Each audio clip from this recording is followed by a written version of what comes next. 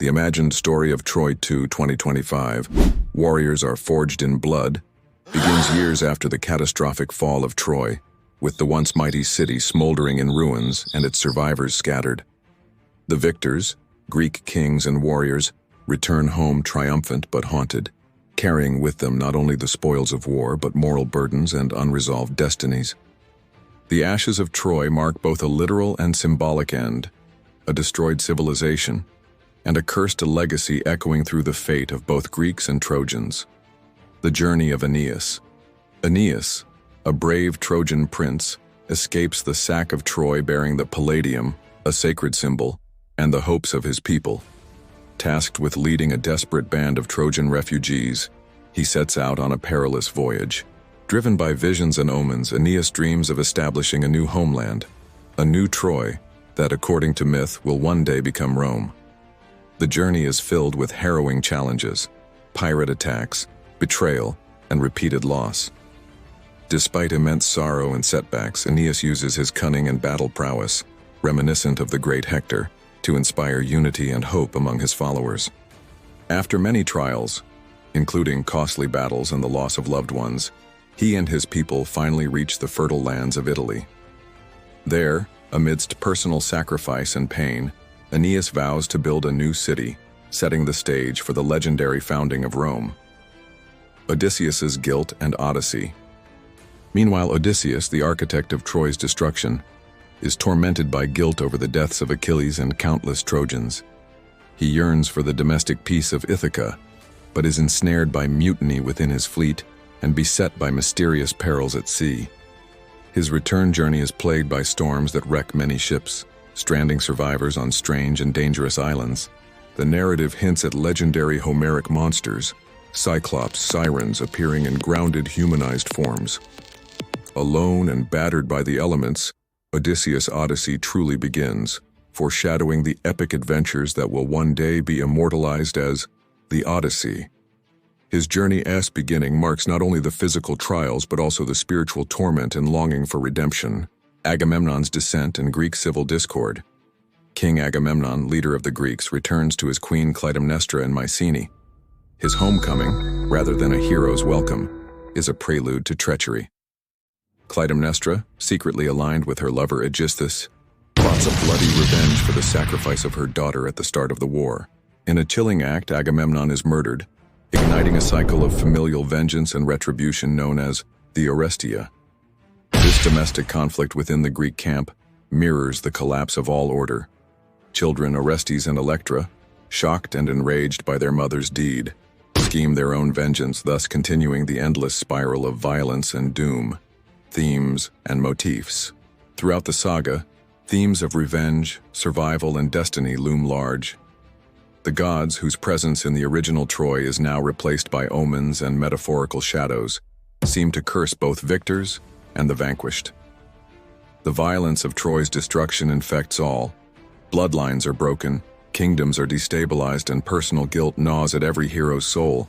The urge for new beginnings, the founding of Rome, the hope of returning home, the hunger for justice against betrayal, contrasts the overwhelming sense that Troy's fall marked everyone involved with an inescapable fate.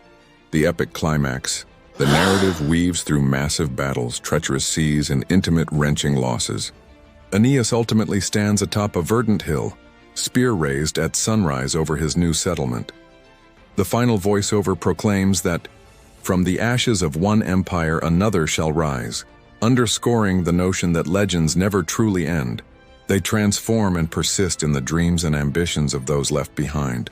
The imagined film's tone matches that of the 2004 Troy, grand battles and character drama with mythic undertones, while remaining more grounded and less reliant on overt supernatural intervention. The story bridges Homer's realism and Virgil's mythology, crafting a sweeping epilogue to the Trojan saga where empires fall but legends endure. Hello दोस्तों, तो आज की इस video में हम बात करने जा रहे हैं ट्रॉय 2 मूवी के कुछ इमेजिनरी फैक्ट्स। तो चलिए वीडियो को स्टार्ट करते हैं। ये हो भी सकता है, ये नहीं भी हो सकता है। ट्रॉय 2 में संगीत का रहस्य। ट्रॉय 2 में एक विशाल वीणा शहर की दीवारों में छिपी हुई थी। किंवदंती के अनुसार जिस किसी ने भी वीणा बजाई थी वह दुश्मनों को मोहित कर सकता था और उन्हें अपने हथियार गिराने के लिए मजबूर कर सकता था। आकाश का घोड़ा। यूनानियों को हराने के लिए ट्रोजन राजकुमार हेलेन ने एक चालाकी भरी योजना बनाई। उसने एक विशाल खोखले लकड़ी के घोड़े का निर्माण किया जो पंखों से सुसज्जित था। रात के समय यूनानी सैनिकों को धोखा देने के लिए उसे हवा में उड़ाया गया। निर्वासित राजकुमार की वापसी। एक रोमांचक मोड़ में ट्रॉय 2 में यह पता चलता है कि युद्ध के दौरान निर्वासित एक ट्रोजन राजकुमार वापस लौट आया है। उसके पास अद्वितीय युद्ध कौशल है और वह एक भयानक गुप्त हथियार को चलाने में सक्षम है। उसकी वापसी युद्ध का रुख मोड़ सकती है, लेकिन यह भी संदेह है कि वह उसकी वफादारी किसके साथ है। यूनानियों को डराने के लिए ट्रोजन दैत्य। ट्रोजन्स ने एक विशाल मूर्ति बनाई जिसे ट्रोजन दैत्य के नाम से जाना जाता है। यह ज्वालामुखी से निकलने वाले लावा से प्रेरित था और रात में रोशनी में भयानक लगता था। किंवदंती के अनुसार दैत्य एक भयानक गर्जना भी कर सकता था जो दुश्मनों को उनके जहाजों पर वापस भागने के लिए मजबूर कर देता था। पाताल का द्वार। कथा के अनुसार ट्रॉय 2 में शहर के नीचे एक गुप्त सुरंग मौजूद थी जो सीधे पाताल लोक तक जाती थी।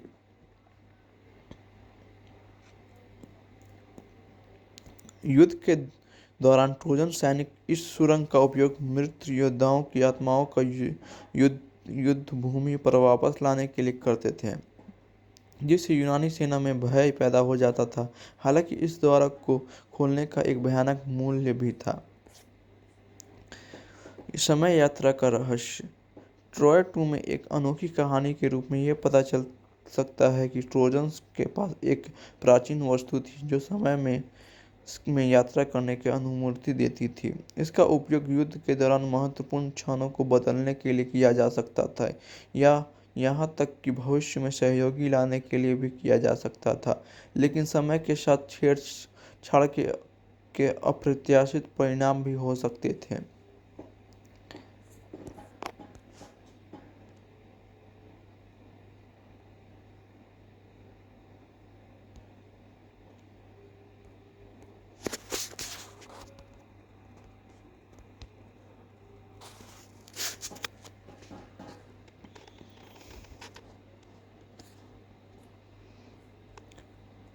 अमृत का कवच। किंवदंती के अनुसार ट्रॉय 2 में एक राजकुमार था जिसे युद्ध के देवता देवराज इंद्र का आशीर्वाद प्राप्त था। इंद्र ने उसे एक अविनाशी कवच प्रदान किया जिसे अमृत का कवच कहा जाता था। यह कवच उसे युद्ध में लगभग अजेय बना देता था, जिससे यूनानियों के लिए उसे हराना लगभग असंभव हो जाता था। हालांकि कवच में एक छोटा सा छेद था जो उसकी एकमात्र कमजोरी थी। वास्तु की शक्ति।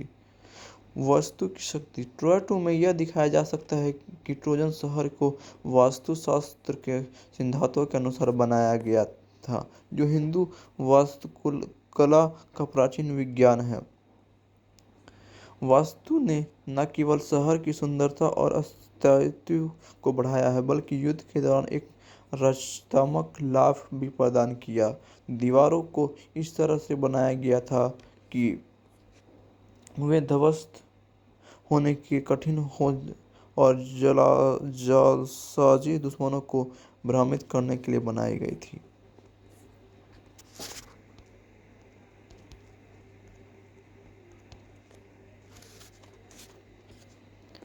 तो फ्रेंड्स, आपको वीडियो कैसा लग रहा है कमेंट करके जरूर बताएं। इस वीडियो को लाइक कर दें। तो चलिए और आगे जान लेते हैं। अवश्य ट्रॉय 2 में एक भयानक हथियार मौजूद हो सकता है जिसे देवताओं द्वारा श्राप दिया गया हो। यह हथियार अविश्वसनीय रूप से शक्तिशाली है, लेकिन इसका उपयोग करने वाले एक भयानक अभिशाप भी आता है। कहानी इस हथियार को पाने और उसके विनाशकारी परिणामों से निपटने के इर्द गिर्द घूम सकती है। युद्ध की रणनीति बनाने और संदेशों को रिले करने के लिए ट्रोजन एक अद्वितीय संचार प्रणाली का उपयोग कर सकते हैं। इसमें परिचित जानवर शामिल हो सकते हैं, जैसे कि संदेश ले जाने वाले वफादार चील या भूमिगत सुरंगों के नेटवर्क के माध्यम से यात्रा करने वाले गुप्त जासूस। युद्ध के दौरान मारे गए एक महान ट्रोजन योद्धा की आत्मा को वापस लाया जा सकता है। आत्मा को युद्ध के मैदान में वापस लाने के लिए एक शक्तिशाली जादू का इस्तेमाल किया जाता है, जहां वह एक भयानक युद्ध के रूप में लड़ता है जो दुश्मनों को खौफ में डालता है।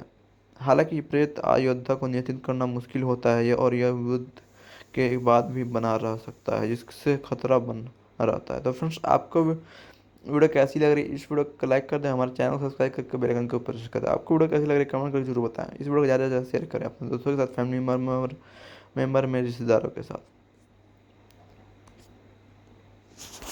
हे फ्रेंड्स, तो आज हम बात करने वाले हैं कॉन्स्टेंटाइन 2 मूवी के बारे में। तो फ्रेंड्स, कॉन्स्टेंटाइन 2 के बारे में अभी तक कोई आधिकारिक रिलीज तिथि नहीं है, लेकिन फिल्म से जुड़ी खबरों और अफवाहों के आधार पर एक रोचक तथ्य जरूर आपको मैं बता सकता हूं। तो फ्रेंड्स, कीनू रीव्स की वापसी और एक ज़्यादा गहरा अंदाज। रीव्स की वापसी की पुष्टि। कॉन्स्टेंटाइन की फैंस के लिए खुशखबरी। कीनू रीव्स को सीक्वल में जॉन कॉन्स्टेंटाइन के किरदार में वापस की पुष्टि हो गई है। एक ज़्यादा कठोर सीक्वल। 2005 की मूल फिल्म के निर्देशक फ्रांसिस लॉरेंस ने कॉन्स्टेंटाइन 2 के लिए हेलब्लेजर कॉमिक्स के एक ज़्यादा गहरे और विश्वसनीय रूपांतरण की ओर इशारा किया है। इसका मतलब पहले फिल्म की तुलना में ज़्यादा हिंसक और परिपक्व कहानी हो सकती है। कहानी का विवरण अज्ञात। हालांकि कहानी के बारे में अभी ज़्यादा जानकारी नहीं है, लेकिन कुछ शर्तों का सुझाव है कि फिल्म कॉन्स्टेंटाइन को सामना करने वाले अलौकिक खतरों और उसके आंतरिक संघर्ष को और अधिक गहरा से दिखाया जा सकता है। तो एक बोनस तथ्य के तौर पर बता दें कि मूल रूप से जे अब्राम्स द्वारा HBO मैक्स पर कॉन्स्टेंटाइन सीरीज बनाने की योजना थी, लेकिन लगता है कि फिल्म सीक्वल के पक्ष में उस प्रोजेक्ट को रद्द कर दिया गया है। तो वीडियो में आगे बढ़ते हैं और जानते हैं कॉन्स्टेंटाइन मूवी से रिलेटेड कुछ और बातें। तो फ्रेंड्स, कॉन्स्टेंटाइन 2 के बारे में ये जानना वाकई रोमांचकारी है। कीनू रीव्स की वापसी और एक संभावित रूप से ज़्यादा गहरे अंदाज की फिल्म फैंस के लिए काफ़ी उत्साहित करने वाली खबर है। चलिए थोड़ा और कल्पनाशीलता का इस्तेमाल करते हैं और कॉन्स्टेंटाइन 2 की कहानी के कुछ संभावित प्लॉट पॉइंट्स के बारे में सोचते हैं। तो फ्रेंड्स, स्वर्ग और नर्क के बीच फंसा हुआ। पहले फिल्म में कॉन्स्टेंटाइन को अपनी अतीत के पापों के लिए दंड भुगतना पड़ता है। कॉन्स्टेंटाइन 2 में वह खुद को स्वर्ग और नर्क के बीच फंसा हुआ पा सकता है। किसी बड़े खतरे को रोकने के लिए एक असंभव कार्य पूरे करने के मजबूर हो सकता है। यह कहानी को नैतिकता और मोचन के विषय पर ले जा सकता है। पुराने दुश्मन की वापसी। कॉन्स्टेंटाइन ने पहली फिल्म में कई राक्षसों और अलौकिक संस्थाओं का सामना किया था। कॉन्स्टेंटाइन 2 में उसका सामना किसी पुराने दुश्मन से हो सकता है जो बदला लेने के लिए वापस आया हो। यह कॉन्स्टेंटाइन 2 को अपने अतीत के साथ और गहरा से जोड़ने और अधूरे कार्यों को पूरा करने का मौका दे सकता है। अलौकिक जासूसी। कॉन्स्टेंटाइन 2 जादू और अलौकिक दुनिया का जानकार है। कॉन्स्टेंटाइन 2 में वह किसी रहस्यमय घटना की जांच कर सकता है, जिसमें दोनों मानवीय और अलौकिक तत्व शामिल हो। यह कहानी को एक अनोखा जासूसी थ्रिलर का रूप दे सकता है। एक नया सहयोगी। अब तक कॉन्स्टेंटाइन 2 अकेले ही काम करता है। कॉन्स्टेंटाइन 2 में उसे किसी अप्रत्याशित सहयोगी के साथ मिलकर काम करना पड़ सकता है। शायद एक स्वर्गदूत, एक दानव शिकारी या कोई गुप्त संगठन। यह उनके अलग अलग तरीकों और विश्वासों के कारण तनाव पैदा कर सकता है, लेकिन अतीत खतरे को रोकने के लिए यह सहयोगी महत्वपूर्ण हो सकता है। भविष्य का बोझ। कॉन्स्टेंटाइन 2 को भविष्य देखने की क्षमता हो सकती है। कॉन्स्टेंटाइन 2 में उसे किसी भयानक भविष्यवाणी का पता चल सकता है, जिसे रोकने के लिए उसे एक कठिन फैसला लेना पड़ सकता है। यह कहानी को भाग्य बनाम मनुष्य की स्वतंत्र इच्छा के दार्शनिक सवालों पर ले जा सकती है। ये कुछ विचार हैं जिन्हें कॉन्स्टेंटाइन 2 की कहानी में शामिल किया जा सकता है, भले ही वास्तविक फिल्म कैसी हो। ये अटकलें लगाने और इसे अंधेरे दुनिया में लौटने की कल्पना को रोमांचित करती है। तो वीडियो में आगे बढ़ते हैं और जानते हैं कॉन्स्टेंटाइन 2 मूवी से रिलेटेड कुछ और फैक्ट्स और बातें। तो फ्रेंड्स, आपने कॉन्स्टेंटाइन 2 की कहानी की संभावनाओं को और भी जटिल और रोमांचकारी तरह से सुना। तो फ्रेंड्स, ये प्लॉट पॉइंट्स फिल्म को एक गहरा और अर्थपूर्ण अनुभव दे सकते हैं। चलिए इन विचारों को और आगे बढ़ाते हैं। तो फ्रेंड्स, भ्रष्ट स्वर्गदूत। अगर कॉन्स्टेंटाइन 2 में स्वर्ग और नर्क के बीच संघर्ष दिखाया जाता है तो एक फरिश्ता भ्रष्ट निकल सकता है। यह स्वर्ग के भीतरी ही भ्रष्टाचार और गुटों के अस्तित्व को उजागर कर सकता है। कॉन्स्टेंटाइन को यह फैसला करना पड़ सकता है कि किसी पर भरोसा किया जाए और असली खतरे को कैसे रोका जाए। अतीत का दानव। शायद कॉन्स्टेंटाइन 2 में कॉन्स्टेंटाइन का सामना किसी ऐसे दानव से होता है जो उसे अतीत से जोड़ सकता है हो। यह दानव किसी अधूरे काम या किसी मरे हुए व्यक्ति की आत्मा से जुड़ सकता है। कॉन्स्टेंटाइन को अपने अतीत के राक्षसों का सामना करना होगा और शक्ति पाने के लिए उन्हें मुक्त करना होगा। अलौकिक हथियारों की दौड़। कॉन्स्टेंटाइन 2 में एक बड़ी कहानी यह हो सकती है कि डिफरेंट फैक्शंस विभिन्न गुट शक्तिशाली अलौकिक हथियारों को हासिल करने की कोशिश कर रहे हैं। कॉन्स्टेंटाइन को इन हथियारों को गलत हाथों में जाने से रोकने के लिए दौड़ लगानी पड़ सकती है। यह कहानी में जादू, धर्म और भूमि राजनीति के तत्वों को शामिल कर सकती है। आस्था का संकट। कॉन्स्टेंटाइन एक निंदक यानी कि साइनिक है, लेकिन कभी कभी वह अच्छे के पक्ष में भी काम करता है। कॉन्स्टेंटाइन 2 में उसकी आस्था को एक बड़ा झटका लग सकता है। शायद कोई करीबी व्यक्ति मर जाता है या कोई अप्रत्याशित घटना घटती है जिससे उसकी विश्वास डगमगा जाता है। कहानी कॉन्स्टेंटाइन की यात्रा को दिखा सकती है कि वह कैसे अपने विश्वास को पुनर्स्थापित करता है। अलौकिक थ्रिलर। कॉन्स्टेंटाइन 2 को एक हाई एक्शन थ्रिलर के रूप में भी बनाया जा सकता है। कॉन्स्टेंटाइन को किसी रहस्यमय हत्या की जांच करनी पड़ सकती है जिसका सुराग अलौकिक दुनिया से जुड़ा होता है। यह कहानी में तेज रफ्तार, चौंकाने वाले मोड़ को और एक्शन सीक्वेंस शामिल हो सकते हैं। तो फ्रेंड्स, ये कुछ और विचार हैं जिन्हें कॉन्स्टेंटाइन 2 की कहानी में शामिल किया जा सकता है। जब फिल्म आएगी तब हमें पता चलेगा कि निर्देशक किस रास्ते को चुनते हैं, लेकिन तब तक के लिए कयास लगाना और इस अलौकिक दुनिया की संभावनाओं के बारे में सोचना मज़ेदार है। अगर आपको ये वीडियो अच्छी लग रही हो तो आप इस वीडियो को लाइक कर सकते हैं, हमारे चैनल को सब्सक्राइब कर बेल आइकन प्रेस कर ऑल को सेलेक्ट कर सकते हैं, जिससे हमारे आने वाली हर एक लेटेस्ट वीडियोस का नोटिफिकेशन आप तक पहुंचता रहे और आप हमारे चैनल से जुड़े रहें और हमारे वीडियोस में भी बने रहें और हमारे वीडियोस को भी देखते रहें और आप अपने फ्रेंड के साथ इस वीडियो को ज़्यादा से ज़्यादा शेयर करें। डबल जियोपार्डी, आइए इस मूवी के बारे में जानते हैं। तो चलिए वीडियो को स्टार्ट करते हैं। डबल जियोपार्डी 1999 में रिलीज हुई एक अमेरिकी थ्रिलर फिल्म है जिसे ब्रूस बेसफोर्ड ने निर्देशित किया था। यह फिल्म एक महिला की कहानी है जिसे अपने पति की हत्या के लिए गलत तरीके से दोषी ठहराया जाता है और जब उसे पता चलता है कि उसका पति अभी भी जीवित है तो वह डबल जियोपार्डी के कानूनी सिद्धांत का उपयोग करके उसे बदला लेने की योजना बनाती है। यह फिल्म अपनी रिलीज के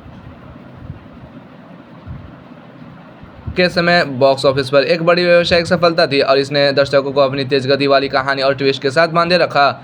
आइए इस रोमांचक फिल्म से जुड़े कुछ दिलचस्प और महत्वपूर्ण तथ्यों पर गहराई से नज़र डालते हैं। कहानी और आधार इसके बारे में जानते हैं। फिल्म की कहानी लिब्बी पार्सनस के इर्द गिर्द घूमती है, जो सिएटल की एक धनी और खुशहाल महिला है जिसका पति निक और बेटा मैटी है। एक रोमांटिक नौकायान यात्रा के दौरान लिब्बी सो जाती है और जब वह जागती है तो पाती है कि उसका पति गायब है और वह खून से सनी हुई है। उसे निक की हत्या के लिए गिरफ्तार कर दिया जाता है और दोषी ठहराया जाता है, भले ही वह निर्दोष होने का दावा करती है। उससे 6 साल की जेल होती है और उसका बेटा मैटी उसकी सबसे अच्छी दोस्त एंजेला के साथ रहता है। जेल में रहते हुए लिब्बी को अपनी एक साथी कैदी मार्गरेट से डबल जियोपार्डी के कानूनी सिद्धांत के बारे में पता चलता है। यह सिद्धांत अमेरिकी कानून में यह प्रावधान करता है कि किसी व्यक्ति को एक ही अपराध के लिए 2 बार दोषी नहीं ठहराया जा सकता है। मार्गरेट उसे समझाती है कि अगर निक वास्तव में जीवित है तो लिब्बी उसे खुले तौर पर मार सकती है और उसे दोबारा दोषी नहीं ठहराया जा सकता, क्योंकि उसे पहले ही उसकी हत्या का दोषी ठहराया जा चुका है। जेल से रिहा होने के बाद लिब्बी को पता चलता है कि निक वास्तव में जीवित है और उसने अपनी मौत का नाटक रचा था ताकि वह बीमा का पैसा ले सके और एंजेला का साथ भाग सके। लिब्बी अब अपनी बेटी मैटी को वापस पाने और निक से बदला लेने के लिए निकल पड़ती है। उसकी तलाश में वह पेरोल अधिकारी ट्रेविस लेहमन से बचते हुए अमेरिका भर में घूमती है, जो उसे पकड़ने के लिए दृढ़ है। फिल्म में एक रोमांचक पीछा विश्वासघात और अंततः न्याय की खोज का चित्रण किया गया है। मुख्य कलाकार एशले जूड, इसके बारे में जानते हैं। लिब्बी के रूप में एशले जूड का प्रदर्शन बहुत प्रभावशाली था। उन्होंने एक असहाय महिला से एक दृढ़ निश्चयी और बदला लेने वाली नायिका तक के सफ़र को बखूबी निभाया। उनकी शारीरिक और भावनात्मक तीव्रता ने किरदार को विश्वसनीय बनाया। टॉमी ली जोन्स, इसके बारे में जानते हैं। टॉमी ली जोन्स ने पेरोल अधिकारी ट्रेविस लेहमन के रूप में एक अनुभवी और कठोर लेकिन अंततः ईमानदार भूमिका निभाई। उनकी भूमिका द फ्यूजिटिव में उनके किरदार से मिलती जुलती थी, जहाँ वे एक ऐसे व्यक्ति का पीछा करते हैं जो निर्दोष होने का दावा करता है। ब्रूस ग्रीनवुड, इसके बारे में जानते हैं। निक पर्सनस के रूप में ब्रूस ग्रीनवुड ने फिल्म के खलनायक की भूमिका निभाई। उनका किरदार चालाक, विश्वासघाती और पूरी तरह से बेईमान था, जिसे ग्रीनवुड ने प्रभावी ढंग से चित्रित किया। एनाबेथ गीस, इसके बारे में जानते हैं। एंजेला के रूप में एनाबेथ गीस ने लिब्बी की सबसे अच्छे दोस्त की भूमिका निभाई, जो बाद में उसके पति के साथ धोखा देती है। उत्पादन और बजट, इसके बारे में जानते हैं। फिल्म का निर्देशन ऑस्ट्रेलियाई फिल्म निर्माता ब्रूस बेसफोर्ड ने किया था, जिन्हें ड्राइविंग मिस डेजी जैसी प्रशंसित फिल्मों के लिए जाना जाता है। उन्होंने एक तनावपूर्ण और रोमांचक थ्रिलर बनाने में सफलता प्राप्त की है। पटकथा, इसके बारे में जानते हैं। पटकथा डेविड बिश बर्गटाल और डेनियल टर्नकेफ ने लिखी थी। बजट और बॉक्स ऑफिस, इसके बारे में जानते हैं। डबल जियोपार्डी का बजट लगभग $40 मिलियन था। यह बॉक्स ऑफिस पर एक बड़ी सफलता थी, जिसने दुनिया भर में कुल $177.8 मिलियन की कमाई की। यह उस वर्ष की सबसे अधिक कमाई करने वाली फिल्मों से एक थी और इसलिए जोड़ के करियर के लिए एक बड़ी हिट साबित हुई। शूटिंग स्थान, इसके बारे में जानते हैं। फिल्म की शूटिंग मुख्य रूप से संयुक्त राज्य अमेरिका के विभिन्न स्थानों पर की गई थी, जिससे कहानी के एक विस्तृत और गतिशील पृष्ठभूमि मिली। सिएटल, वाशिंगटन, इसके बारे में जानते हैं। फिल्म की शुरुआत सिएटल में हुई, जिसमें शहर के खूबसूरती, तट और प्रतिष्ठित स्थल दिखाए गए। न्यू ऑरलियंस, लुइसियाना, इसके बारे में जानते हैं। फिल्म का एक महत्वपूर्ण हिस्सा न्यू ऑरलियंस और उसके आसपास में मार्डी ग्रास के दौरान फिल्माया गया था, जिससे कहानी में एक रंगीन और सीमित पृष्ठभूमि जुड़ गई। न्यू ऑरलियंस की गलियां आर्किटेक्चर और सांस्कृतिक माहौल और पीछा करने वाले दृश्य के लिए आदर्श थे। सैन फ्रांसिस्को, कैलिफोर्निया, इसके बारे में जानते हैं। कुछ दृश्य को सैन फ्रांसिस्को में भी फिल्माया गया था। वैंकूवर, ब्रिटिश कोलंबिया, कनाडा, इसके बारे में जानते हैं। कुछ दृश्यों की शूटिंग कनाडा के वैंकूवर में भी की गई थी, जिसे अक्सर अमेरिकी शहरों के लिए एक विकल्प के रूप में इस्तेमाल किया जाता है।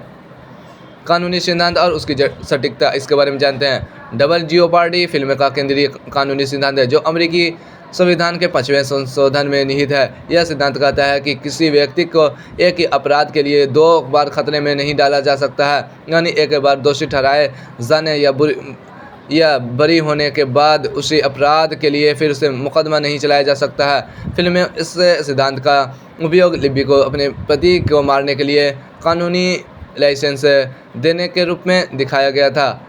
हालांकि कानूनी विशेषज्ञों ने फिल्म में इस सिद्धांत के उपयोग की सटीकता पर सवाल उठाए। अलग अलग क्षेत्राधिकार, इसके बारे में जानते हैं। यदि अपराध अलग अलग राज्यों में होता है तो दोहरे संप्रभु का अपवाद लागू हो सकता है, जिसका अर्थ है कि एक ही अपराध के लिए व्यक्ति पर अलग अलग राज्यों में मुकदमा चलाया जा सकता है। नए अपराध, इसके बारे में जानते हैं। यदि लिब्बी निक को मारती है तो यह एक नया अपराध होगा, जिसके लिए उसे निश्चित रूप से मुकदमा चलाया जा सकता है। पहले की हत्या के लिए उसे दोषी ठहराना, जो कि उसकी मौत की साजिश थी, उसे एक नई वास्तविक हत्या करने की अनुमति नहीं देता। कानूनी रूप से लिब्बी को इस पहले निक की मौत के लिए दोषी ठहराया गया था, लेकिन अगर वह उसे जीवित पाती है और उसे मार डालती है तो यह एक बिल्कुल नया हत्या का कृत्रिम होगा, जिसके लिए उसे अभियोजन से छूट नहीं मिलेगी। बड़ी यंत्र का पहलू, इसके बारे में जानते हैं। निक का अपनी मौत का नाटक रचना एक धोखाधड़ी और बीमा धोखाधड़ी का कार्य था, न कि हत्या का। फिल्म में लिबी का तर्क यह है कि उसे निक पर्सनस की हत्या के लिए दोषी ठहराया गया था, और चूंकि वह जीवित है तो उसे उस समय उस अपराध के लिए फिर से दोषी नहीं ठहराया जा सकता। लेकिन अगर वह उसे मारती है तो यह एक जीवित निक पर्सनस की हत्या होगी, जो एक नया अपराध है। हालांकि कानूनी रूप से यह तर्क त्रुटिपूर्ण है। फिल्म ने इस कथानक को आगे बढ़ाने के लिए एक नाटकीय उपकरण के रूप में इस्तेमाल किया गया। यह फिल्म के लिए एक आकर्षक लेकिन असत्य आधार था। आलोचनात्मक प्रतिक्रिया और व्यावसायिक सफलता। समीक्षकों की राय, इसके बारे में जानते हैं। डबल जियोपार्डी को आलोचकों से मिश्रित समीक्षाएं मिली। कुछ ने इसकी तेज गति, सस्पेंस और एशले जूड व टॉमी ली जोन्स के प्रदर्शन की प्रशंसा की। दूसरों ने इसकी कहानी को अविश्वसनीय और कानूनी आधार को त्रुटिपूर्ण बताया। रोटेन टोमेटोस पर 27% की सड़ी हुई रेटिंग मिली, जिसमें औसतन 4.5/10 अंक दिए गए। हालांकि दर्शकों ने इसे 75% पसंद किया, जो समीक्षकों और दर्शकों के बीच की राय के अंतर को दर्शाता है। बॉक्स ऑफिस पर सफलता, इसके बारे में जानते हैं। समीक्षकों की राय के बावजूद फिल्म ने बॉक्स ऑफिस पर शानदार प्रदर्शन किया। इसने अपनी रिलीज के पहले सप्ताहांत में $17 मिलियन से अधिक की कमाई की और कुल $177 मिलियन से अधिक की वैश्विक कमाई के साथ एक ब्लॉकबस्टर बन गई। इसकी सफलता का श्रेय इसके स्टार पावर, तेज गति वाली कहानी और बदले की कहानी के आकर्षक विषय को दिया जा सकता है। रोचक तथ्य, प्री प्रोडक्शन में बदलाव, इसके बारे में जानते हैं। मूल रूप से केविन कॉस्टनर को ट्रेविस लेहमान की भूमिका के लिए संपर्क किया गया था, लेकिन उन्होंने मना कर दिया। हैरिसन फोर्ड को भी निक पर्सन की भूमिका के लिए माना गया था। समुद्र में दृश्यों की शूटिंग, इसके बारे में जानते हैं। नौकायन के कई दृश्यों को वास्तविक समुद्र में फिल्माया गया था, जिससे क्रू को समुद्री बीमारी और अन्य चुनौतियों का सामना करना पड़ा। एशले जूड का समर्पण, इसके बारे में जानते हैं। एशले जूड ने अपने स्टंट्स का एक बड़ा हिस्सा खुद किया, जिसमें पानी के नीचे का दृश्य और कार चेज सीक्वेंस शामिल थे, जिससे उनके प्रदर्शन में यथार्थवाद आया। निर्देशक का अनुभव, इसके बारे में जानते हैं। ब्रूस बेसफोर्ड, जो ड्राइविंग मिस डेजी और टेंडर मेरकेसी जैसी ड्रामा फिल्मों के लिए जाने जाते थे, उसके लिए डबल जियोपार्डी एक एक्शन थ्रिलर के रूप में एक अलग शैली थी। संगीत, इसके बारे में जानते हैं। फिल्म का स्कोर ग्राहम वेल ने तैयार किया था, जिन्होंने कहानी में सस्पेंस और तनाव जोड़ने में मदद की। टेलीविज़न पर लोकप्रियता, इसके बारे में जानते हैं। भारत में दुनिया भर में डबल जियोपार्डी टेलीविज़न पर अक्सर प्रसारित होती है और अपनी आकर्षक कहानी के कारण आज भी लोकप्रिय बनी हुई है। भारतीय दर्शकों पर प्रभाव, इसके बारे में जानते हैं। भारत में डबल जियोपार्डी को व्यापक रूप से देखा गया और पसंद किया गया। भारतीय दर्शक एक्शन थ्रिलर और बदला लेने वाली कहानियों के शौकीन हैं, और यह कहानी इन सभी तत्वों को प्रभावी ढंग से प्रस्तुत करती है।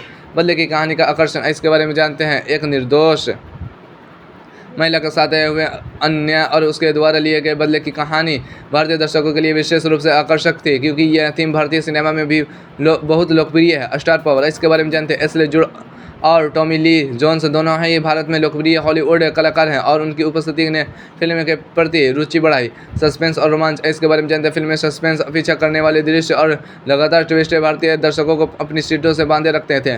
टेलीविज़न पर प्रसारण, इसके बारे में जानते हैं। यह फिल्म भारतीय केबल और सैटेलाइट चैनलों पर अक्सर प्रसारित होती है, और इसके हिंदी डब संस्करण ने भी इसकी लोकप्रियता में योगदान दिया है। कुल मिलाकर डबल जियोपार्डी की एक ऐसी फिल्म है जो अपनी कानूनी खामियों के बावजूद एक प्रभावी और मनोरंजक थ्रिलर के रूप में खड़ी है। इसकी तेज़ गति वाली कहानी, एशले जूड का दमदार प्रदर्शन और टॉमी ली जोन्स के साथ उनका डायनेमिक तालमेल इसे एक सफल हॉलीवुड फिल्म बनाता है, जिसे आज भी दर्शक पसंद करते हैं। यह एक ऐसी कहानी है जो विश्वासघात, दृढ़ता और अंततः न्याय की खोज का चित्रण करती है।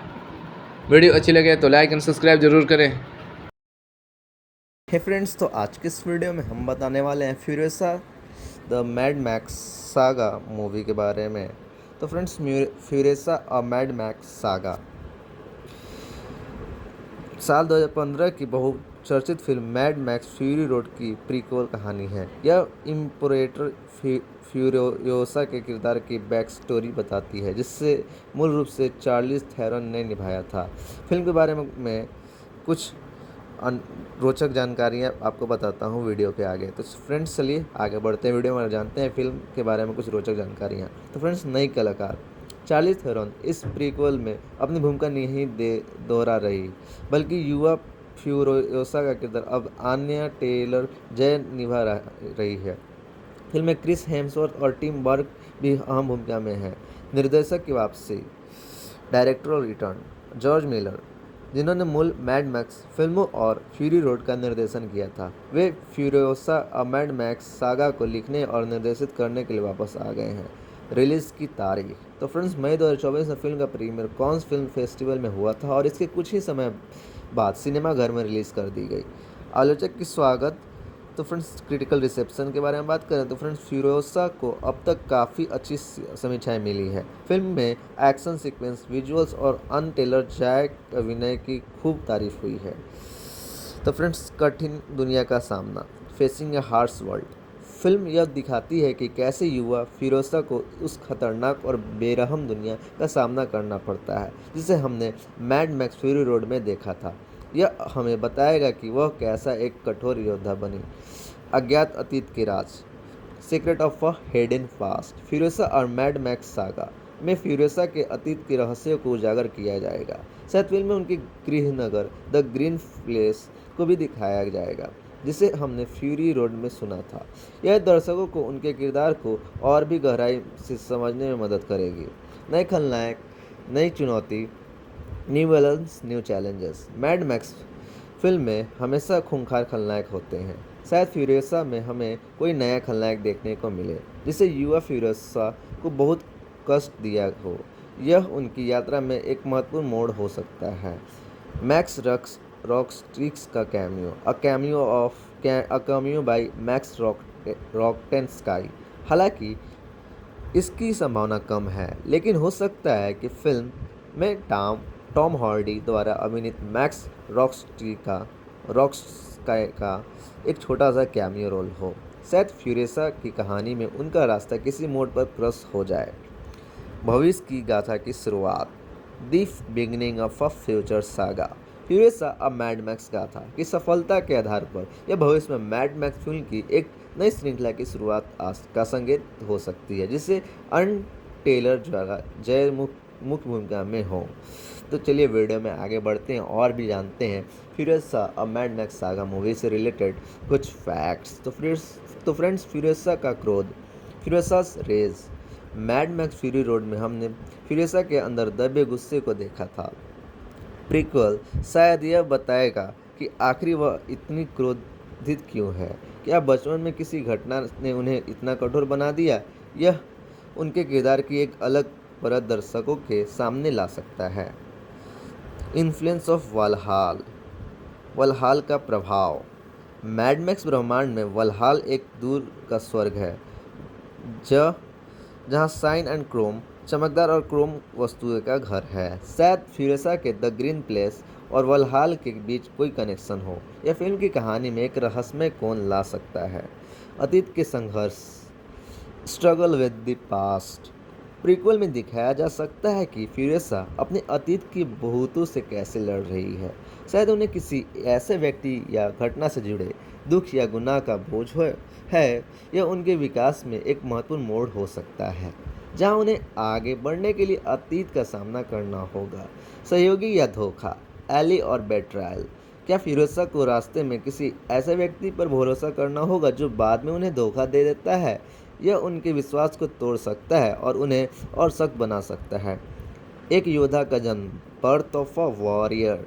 फिल्म यह दिखा सकता है कि फ्यूरियोसा एक सक्षम योद्धा कैसे बनी, उन्हें किन किन परिस्थितियों और लड़ाइयों का सामना करना पड़ा जिसे उन्हें मजबूत बनाया। यह उनके दृढ़ संकल्प और लड़ने की भावना को उजागर करेगा। ये गहरे विचार हैं जो फ्यूरियोसा और मैड मैक्स सागा की कहानी में जान डाल सकते हैं। आपको इनमें से कौन सी कॉन्सेप्ट सबसे ज़्यादा दिलचस्प लगा? तो फ्रेंड्स, अगर आपको ये वीडियो अच्छी लग रही है तो आप इस वीडियो को लाइक कर सकते हैं, हमारे चैनल को सब्सक्राइब कर बेल आइकन को प्रेस कर ऑल को सेलेक्ट कर सकते हैं। तो फ्रेंड्स, वीडियो में आगे बढ़ते हैं और भी कुछ डिटेल्स जानते हैं फ्यूरियस अब मैड मैक्स सागा मूवी से रिलेटेड। तो फ्रेंड्स, इस मूवी को डायरेक्ट किए जॉर्ज मिलर, लिखे हैं जॉर्ज मिलर, निको लाथर्स, और इस मूवी को प्रोड्यूस किए डग मिचेल, जॉर्ज मिलर, और इसके स्टारिंग है Anya Taylor Joy, Chris Hemsworth, Tom Burke, Alyla Browne. इसकी सिनेमेटोग्राफी के साइमन डोगन। इसमें म्यूजिक दिए टॉम हॉलकेनबर्ग। इसकी production company Kennedy Miller Mitchell, Domain Entertainment, Village Roadshow Pictures और इसे डिस्ट्रीब्यूट की है वार्नर ब्रोस पिक्चर्स। और ये मूवी 15 मई 2024 के कैनेज में रिलीज हुई, 23 मई 2024 को ऑस्ट्रेलिया में और 24 मई 2024 को यूनाइटेड स्टेट्स में, जिसका रनिंग टाइम है 148 मिनट्स। और ये ऑस्ट्रेलिया और यूनाइटेड स्टेट्स की इंग्लिश लैंग्वेज वाली मूवी है, जिसका बजट $168 मिलियन रहा। तो फ्रेंड्स, अगर आपको ये वीडियो अच्छी लगी तो आप इस वीडियो को लाइक कर, हमारे चैनल को सब्सक्राइब कर, बेल आइकन को प्रेस कर, ऑल को सेलेक्ट कर लें, जिससे हमारे आने वाली हर एक लेटेस्ट वीडियोस का नोटिफिकेशन आप तक पहुंचता रहे और आप हमारे चैनल से जुड़े रहें और हमारे वीडियोस में बने रहें और आप इस वीडियो को देखते रहें। हे फ्रेंड्स, तो आज हम बात करने वाले हैं घोस्ट राइडर 3 मूवी के बारे में। तो फ्रेंड्स, घोस्ट राइडर 3 के बारे में फ़िलहाल तो कोई आधिकारिक जानकारी नहीं है, लेकिन कुछ संकेत जरूर बता सकते हैं। तो फ्रेंड्स, संभावना कम है, क्योंकि पिछली फिल्म का कमज़ोर प्रदर्शन, पिछली घोस्ट राइडर फिल्म, खासकर घोस्ट राइडर स्पिरिट ऑफ वेजेस जो कि 2012 की थी, उसका बॉक्स ऑफिस पर और समीक्षकों के बीच खास कमाल नहीं दिख पाया। निकोलस केज की वापसी में नाकामी। जॉन ब्लेज की भूमिका निभाने वाले अभिनेता निकोलस केज ने वापसी में कोई दिलचस्पी नहीं दिखाई है। संभावित विकल्प: नया राइडर या रिबूट। मार्वल स्टूडियो किसी नए किरदार को घोस्ट राइडर के रूप में ला सकता है, उदाहरण के लिए रॉबी रेयोस, या फिर पूरी फ्रेंचाइजी को रिबूट कर सकता है। चल रहे एमसीयू प्रोजेक्ट्स में शामिल होना। कुछ अफवाहों में है कि घोस्ट राइडर को मार्वल सिनेमैटिक यूनिवर्स यानी कि एमसीयू की चल रही परियोजनाओं में शामिल किया जा सकता है। शायद वे किसी नए राइडर को पेश करें या एजेंट्स ऑफ SHIELD में दिख चुके रॉबी रेज को वापस लाए। भविष्य में घोस्ट राइडर अनिश्चित लेकिन असंभव नहीं। मार्वल ने अभी तक कोई पुष्टि नहीं की है, लेकिन उन्होंने स्पाइडरमैन और हल्क जैसे पात्रों को सफलतापूर्वक वापस लाया है, तो भविष्य में कोई नया घोस्ट राइडर प्रोजेक्ट पूरी तरह से असंभव नहीं है। संक्षेप में, घोस्ट राइडर 3 बनाने की संभावनाएं कम है, लेकिन घोस्ट राइडर के किसी नए रूप में एमसीयू में वापसी होना अभी भी संभव है। तो चलिए वीडियो में आगे बढ़ते हैं और जानते हैं घोस्ट राइडर 3 के भविष्य के बारे में। बहुत अच्छी समझ बनाई है। आइए अब कहानी में थोड़ा और रोमांच डालते हैं, या मानते हुए कि भविष्य में कोई नया घोस्ट राइडर प्रोजेक्ट बनता है, चाहे फिल्म हो या सीरीज। भूत सवार का बदला हुआ रूप। शायद नया घोस्ट राइडर कोई ऐसा व्यक्ति हो जो मोटरसाइकिल सवार नहीं है, यह एक स्टंट बाइकर, एक रेस कार ड्राइवर या कोई और भी हो सकता है जो किसी अलौकिक घटना या शाप के कारण भूत सवार बन जाता है।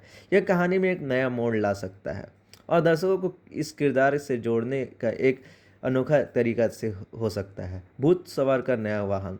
अब तक की फिल्मों में हमने देखा कि घोस्ट राइडर एक जलती हुई मोटरसाइकिल पर सवार होता है। शायद नई कहानी में उसका वाहन कुछ और हो सकता है। यह एक हाई टेक मोटरसाइकिल, एक जेटी स्की, अगर कहानी समुद्र के आसपास है, या कोई और भी असाधारण वाहन हो सकता है। या भूत सवार की छवि को और भी दमदार बना सकता है। आधुनिक खतरों से लड़ाई। पिछली फिल्मों में घोस्ट राइडर ने अपराधियों और अलौकिक खतरों का सामना किया था। नई कहानी में उस आधुनिक दुनिया के खतरों से लड़ते हुए दिखाया जा सकता है, और जैसे साइबर अपराध, ड्रोन हमले या आतंकवाद। यह दर्शक को यह एहसास दिलाएगा कि घोस्ट राइडर अभी भी प्रासंगिक है। भूत सवार का मानवीय पक्ष। आमतौर पर घोस्ट राइडर को एक क्रूर और बदलते हुए इच्छुक किरदार के रूप में दिखाया जाता है। नई कहानी में उससे मानवीय पक्ष को दिखाया जा सकता है। शायद वह अपने अंदर के संघर्ष से जूझ रहा है, या उसी चीज़ को वापस पाने की कोशिश कर रहा है जिसे उसने खो दिया है। यह दर्शक को उसके साथ जुड़ने का एक और कारण दे सकता है। अनभूत सवार का समूह। कॉमिक्स में कई सारे घोस्ट राइडर होते हैं। शायद नई कहानी में मुख्य किरदार को किसी अन्य घोस्ट राइडर या उनकी टीम से मदद मिलती है। यह कहानी में और भी रोमांच और ताकत ला सकता है। ये कुछ विचार हैं जिन्हें भविष्य के घोस्ट राइडर प्रोजेक्ट में शामिल किया जा सकता है। हमें इंतजार करना होगा और देखना होगा कि मार्वल स्टूडियो हमारे लिए क्या लेकर आता है। शानदार। तो फ्रेंड्स, आपने वाकई घोस्ट राइडर की वापसी को और भी रोमांचक बना दिया। आपके सुझाव ने भूत सवार के किरदार, उसकी शक्ति और कहानी में नयापन लाने के बारे में शानदार कल्पना को जन्म दिया। चलिए थोड़ा और गहराई में जाते हैं। तो फ्रेंड, भूत सवार की जटिल विरासत। शायद नया भूत सवार किसी ऐसे व्यक्ति से जुड़ा हो जिसने पहले भी यह शक्ति धारण की थी। यह व्यक्ति शायद अपने पूर्वजों के कार्यों का बोझ ढो रहा हो या उन्हें सुधारने की कोशिश कर रहा हो।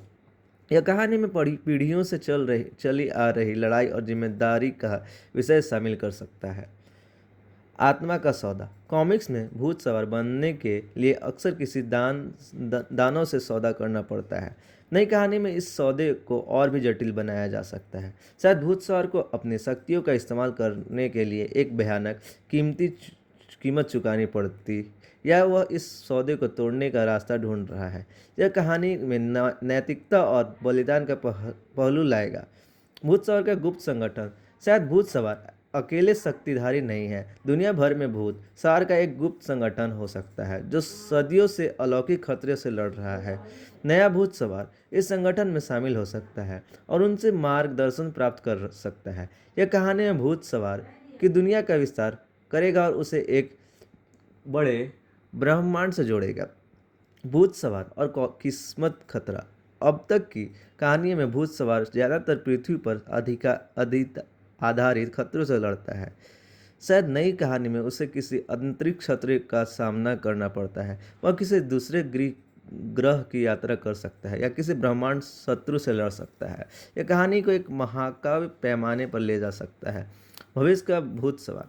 शायद कहानी में भविष्य में किसी समय की हो। दुनिया काफ़ी बदल चुकी है और भूत सवारों को पूरे तरह से नए तरह के खतरे का सामना करना पड़ रहा है। यह एक डायस्टोपियन भविष्य हो सकता है जहाँ तकनीक ने मानवता को खतरे में डाल दिया है या कोई अज्ञात शक्ति दुनिया पर राज कर रही है। यह भूत सवार की भूमिका ने को कई परिस्थितियों में परिभाषित करेगा। यह कुछ और विचार हैं जिन्हें भविष्य के घोस्ट राइडर प्रोजेक्ट में शामिल किया जा सकता है, भले ही कैसी भी रूप हो। मार्वल हमें निश्चित रूप से भूत सवार की धमकदार वापसी कराएगा, यह तो तय है। तो अगर आपकी ये वीडियो अच्छी लगी तो आप इस वीडियो को लाइक कर सकते हैं, हमारे चैनल को सब्सक्राइब कर बेल आइकन को प्रेस कर ऑल को सेलेक्ट कर सकते हैं, जिससे हमारी आने वाली हर एक लेटेस्ट वीडियोस का नोटिफिकेशन आप तक पहुंचता रहे और आप हमारे चैनल से जुड़े रहें और हमारे वीडियोज़ में बने रहें और हमारे वीडियोज़ को भी देखते रहें। हेलो फ्रेंड्स, तो आज की इस वीडियो में हम बात करने जा रहे हैं घोस्ट राइडर 4 मूवी के फैक्ट्स और इमेजिनरी सीक्वल के बारे में। फिल्म जॉनी ब्लेज के अलावा एक नए घोस्ट राइडर को पेश कर सकती है। अटकलों को सुझाव है कि यह रॉबी रेज को छोटा भाई गैब हो सकता है, जो न्याय की आत्मा का इस्तेमाल करता है। मेफिस्टो की चालबाजी। असली घोस्ट राइडर शक्ति के पीछे का शख्स मेफिस्टो जॉनी को किसी भयानक चीज़ के बदले और भी ज़्यादा ताकतवर हेल साइकिल का लालच देता है। टीम बनाना। फिल्म में जॉनी और किसी अन्य घोस्ट राइडर के बीच मिलकर लड़ाई या किसी अलग मार्वल हीरो की झलक दिखाई जा सकती है।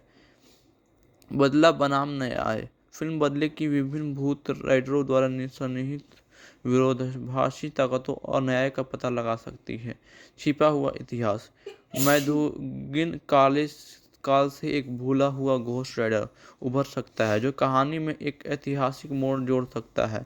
दांव ऊंचे करना। खलनायक एक शक्तिशाली दाव हो सकता है जो मुक्त होकर तबाही मचाना चाहता है, जिससे जॉनी को अपने अतिरिक्त राक्षसों का भी सामना करना होगा। और भी फैक्ट्स जान लेते हैं इस मूवी के।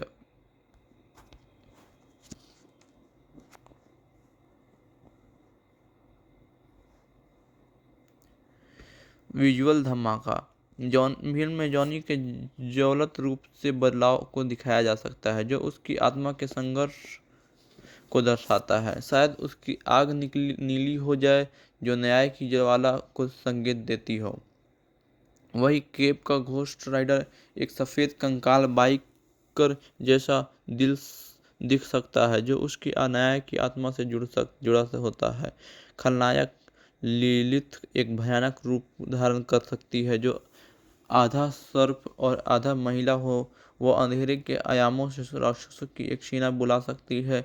जॉनी और केप को मजबूरन एक साथ लड़ना पड़ सकता है, भले ही उनकी शक्तियां अलग हो। उन्हें यह सीखना होगा कि कैसे एक टीम के रूप में काम करना हो है और बड़े खतरे को रोकना है।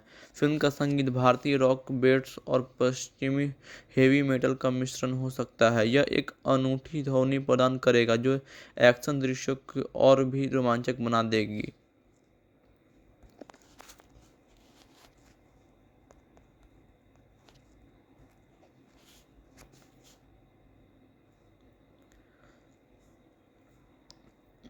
गेब के न्याय की आत्मा से जुड़ी शक्तियां सिर्फ बांधने और शुद्ध करने तक सीमित न रहे। शायद वह निर्दोष की रक्षा के लिए सुरक्षा क्षेत्र बना सकता है या तक कि भ्रष्ट लोगों की यादों को मिटा सकता है। मेफिस्टो जॉनी को और ताकत का लालच दे सकता है, लेकिन बदले में उससे उसकी आत्मा का एक टुकड़ा मांग सकता है। यह जॉनी को एक कठिन फैसले पर खड़ा कर देता है, ताकत हासिल करना या अपनी आखिरी अच्छाई को खोना। मध्ययुगीन घोस्ट राइडर की आत्मा को किसी भयानक रहस्य की रक्षा के लिए माना गया हो सकता है। जॉनी और केप को अतीत की इस पहेली को सुलझाना होगा ताकि ललित को उसकी शक्ति के स्रोत तक पहुंचने से रोका जा सके। एक यादगार दृश्य में जॉनी की जलती हुई हेल साइकिल का मुकाबला लितिस के राक्षसी सवारों की सेना से हो सकता है। गेब अपने सफ़ेद कंकाल बाइक की सवारी करते हुए जॉनी का साथ दे सकता है, जो एक रोमांचकारी लड़ाई का दृश्य होगा। फिल्म के अंत में जॉनी और गेब अलग अलग रास्ते चुन सकते हैं। जॉनी शायद भूत राइडर के रूप में अपनी भूमिका से पीछे हटने का फैसला करता है, जबकि गेब इसे अपना नया मिशन मान लेता है। यह भविष्य की फिल्मों के लिए रोमांचक संभावनाएं खोल सकता है। तो और भी डिटेल जान लेते हैं इस मूवी के बारे में, इस मूवी के और भी फैक्ट्स। कहानी में एक अलौकिक मोड़ लाने के लिए गेब न्याय की आत्मा को किसी अंतरिक्षीय प्राणी से बंधा हुआ दिखाया जा सकता है। यह प्राणी सदियों से लिलित को रोकने की कोशिश कर रहा है और अब गेब को अपने चैंपियन चुनता है। फिल्म में दुनिया भर के विभिन्न भूत राइडरों की झलक दिखाई जा सकती है। यह एक दिलचस्प संकेत हो सकता है कि भविष्य में एक बड़ी कहानी आने वाली है, जहां सभी भूत राइडर के साथ मिलकर किसी बड़े खतरे का सामना करते हैं। मेफिस्टो के साथ सौदेबाजी करने के बाद जॉनी को लगातार ज्वलंत रूप में रहने का श्राप मिला सकता है। हालांकि अगर वह निर्दोष की रक्षा करता है और पापियों की सही रास्ते पर लाने की कोशिश करता है, तो उसकी ज्वाला नीली हो सकती है। यह दर्शाता है कि उसके अंदर अभी भी अच्छाई बाकी है। फिल्म के अंत के एक चौंकाने वाले गिल्फहैंगर हो सकता है। शायद लिलित को पूरी तरह से हराया नहीं जाता है, बल्कि किसी और आयाम में कैद कर दिया जाता है। यह भविष्य की फिल्मों के लिए एक रोमांचक शुरुआत का रास्ता खोल सकता है। तो फ्रेंड्स, आपको वीडियो कैसे लग रहा है कमेंट करके ज़रूर बताएं। अगर आपको ये वीडियो अच्छी लग रही है तो इस वीडियो को लाइक कर दीजिए, और अभी तक हमारे चैनल को सब्सक्राइब नहीं किया तो सब्सक्राइब करके बेल आइकन को प्रेस कर दीजिए। इससे हमारी आने वाली हर वीडियो का नोटिफिकेशन आप तक पहुंचता रहेगा।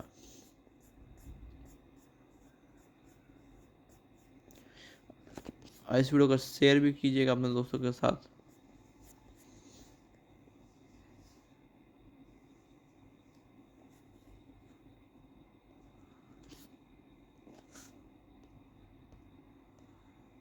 घोस्ट राइडर 2007, आइए इस मूवी के बारे में जानते हैं। तो चलिए वीडियो को स्टार्ट करते हैं।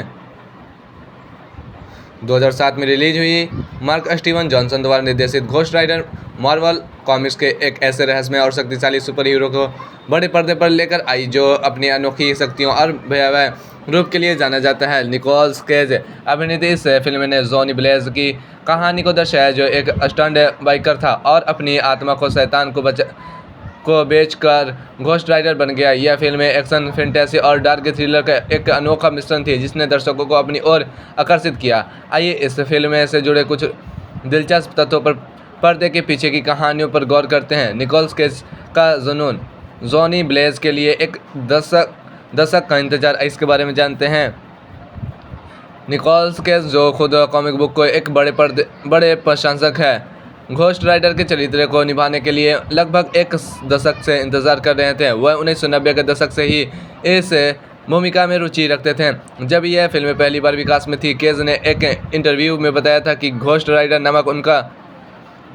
राइडर उनका पसंदीदा सुपर हीरो है और वह हमेशा से इसे बड़े पर्दे पर देखना चाहते थे। उनके इस जुनून में उन्हें जॉनी ब्लेज के किरदार में डालने में बहुत मदद की।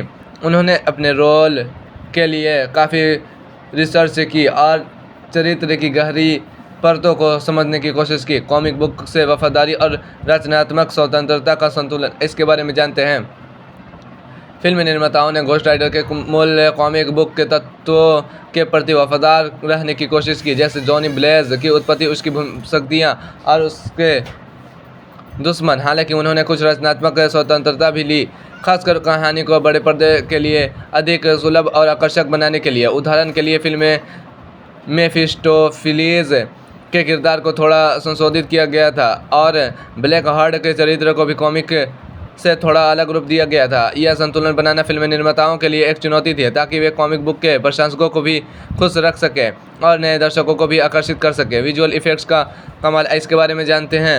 घोस्ट राइडर के जलते हुए कंकाल और नरक की आग को पर्दे पर जीवित करना फिल्म की सबसे बड़ी चुनौती में से एक था। इसके लिए आधुनिक विजुअल इफेक्ट्स का इस्तेमाल किया गया। फिल्म में वीएफएक्स सुपरवाइजर केविन मैक ने बताया कि उन्होंने घोस्ट राइडर के लुक को प्रमाणिक बनाने के लिए बहुत मेहनत की। नरक की आग को यथार्थवादी दिखाने के लिए कई अलग अलग तकनीकों का उपयोग किया गया, जिसमें वास्तविक आग के फुटेज को डिजिटल रूप से बढ़ाना भी शामिल है। घोस्ट राइडर की मोटरसाइकिल हेलबाइक को भी सीजीआई और व्यवहारिक प्रभाव के मिश्रण से बनाया गया था, ताकि वह चलती फिरती नरक की आग जैसी दिख सके।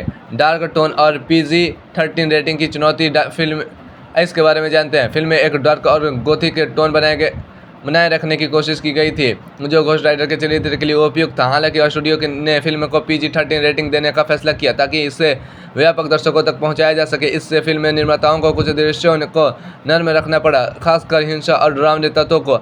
निकोल्स केज ने भी शुरुआत में फिल्म को R-रेटेड बनाने की वकालत की थी, लेकिन स्टूडियो के फैसले का सम्मान किया। इस संतुलन को बनाए रखना मुश्किल था, क्योंकि घोस्ट राइडर का चरित्र अपनी क्रूरता और भयावहता के लिए जाना जाता है। फिल्म का स्थान और ऑस्ट्रेलिया का योगदान, इसके बारे में जानते हैं। घोस्ट राइडर का फिल्म का मुख्य रूप से ऑस्ट्रेलिया के मेलबर्न में हुआ। मेलबर्न की शहरी और ग्रामीण दोनों सेटिंग को फिल्म के लिए इस्तेमाल किया गया। शहर के कुछ प्रतिष्ठित स्थानों जैसे मेलबर्न सेंट्रल स्टेशन और सेंट पॉल कैथेड्रल को भी फिल्म में दिखाया गया। ऑस्ट्रेलिया के विशाल और विविध परिदृश्य ने फिल्म के गोथिक और डार्क माहौल को बढ़ाने में मदद किया। ऑस्ट्रेलिया और तकनीशियनों ने भी फिल्म के निर्माण में महत्वपूर्ण भूमिका निभाई।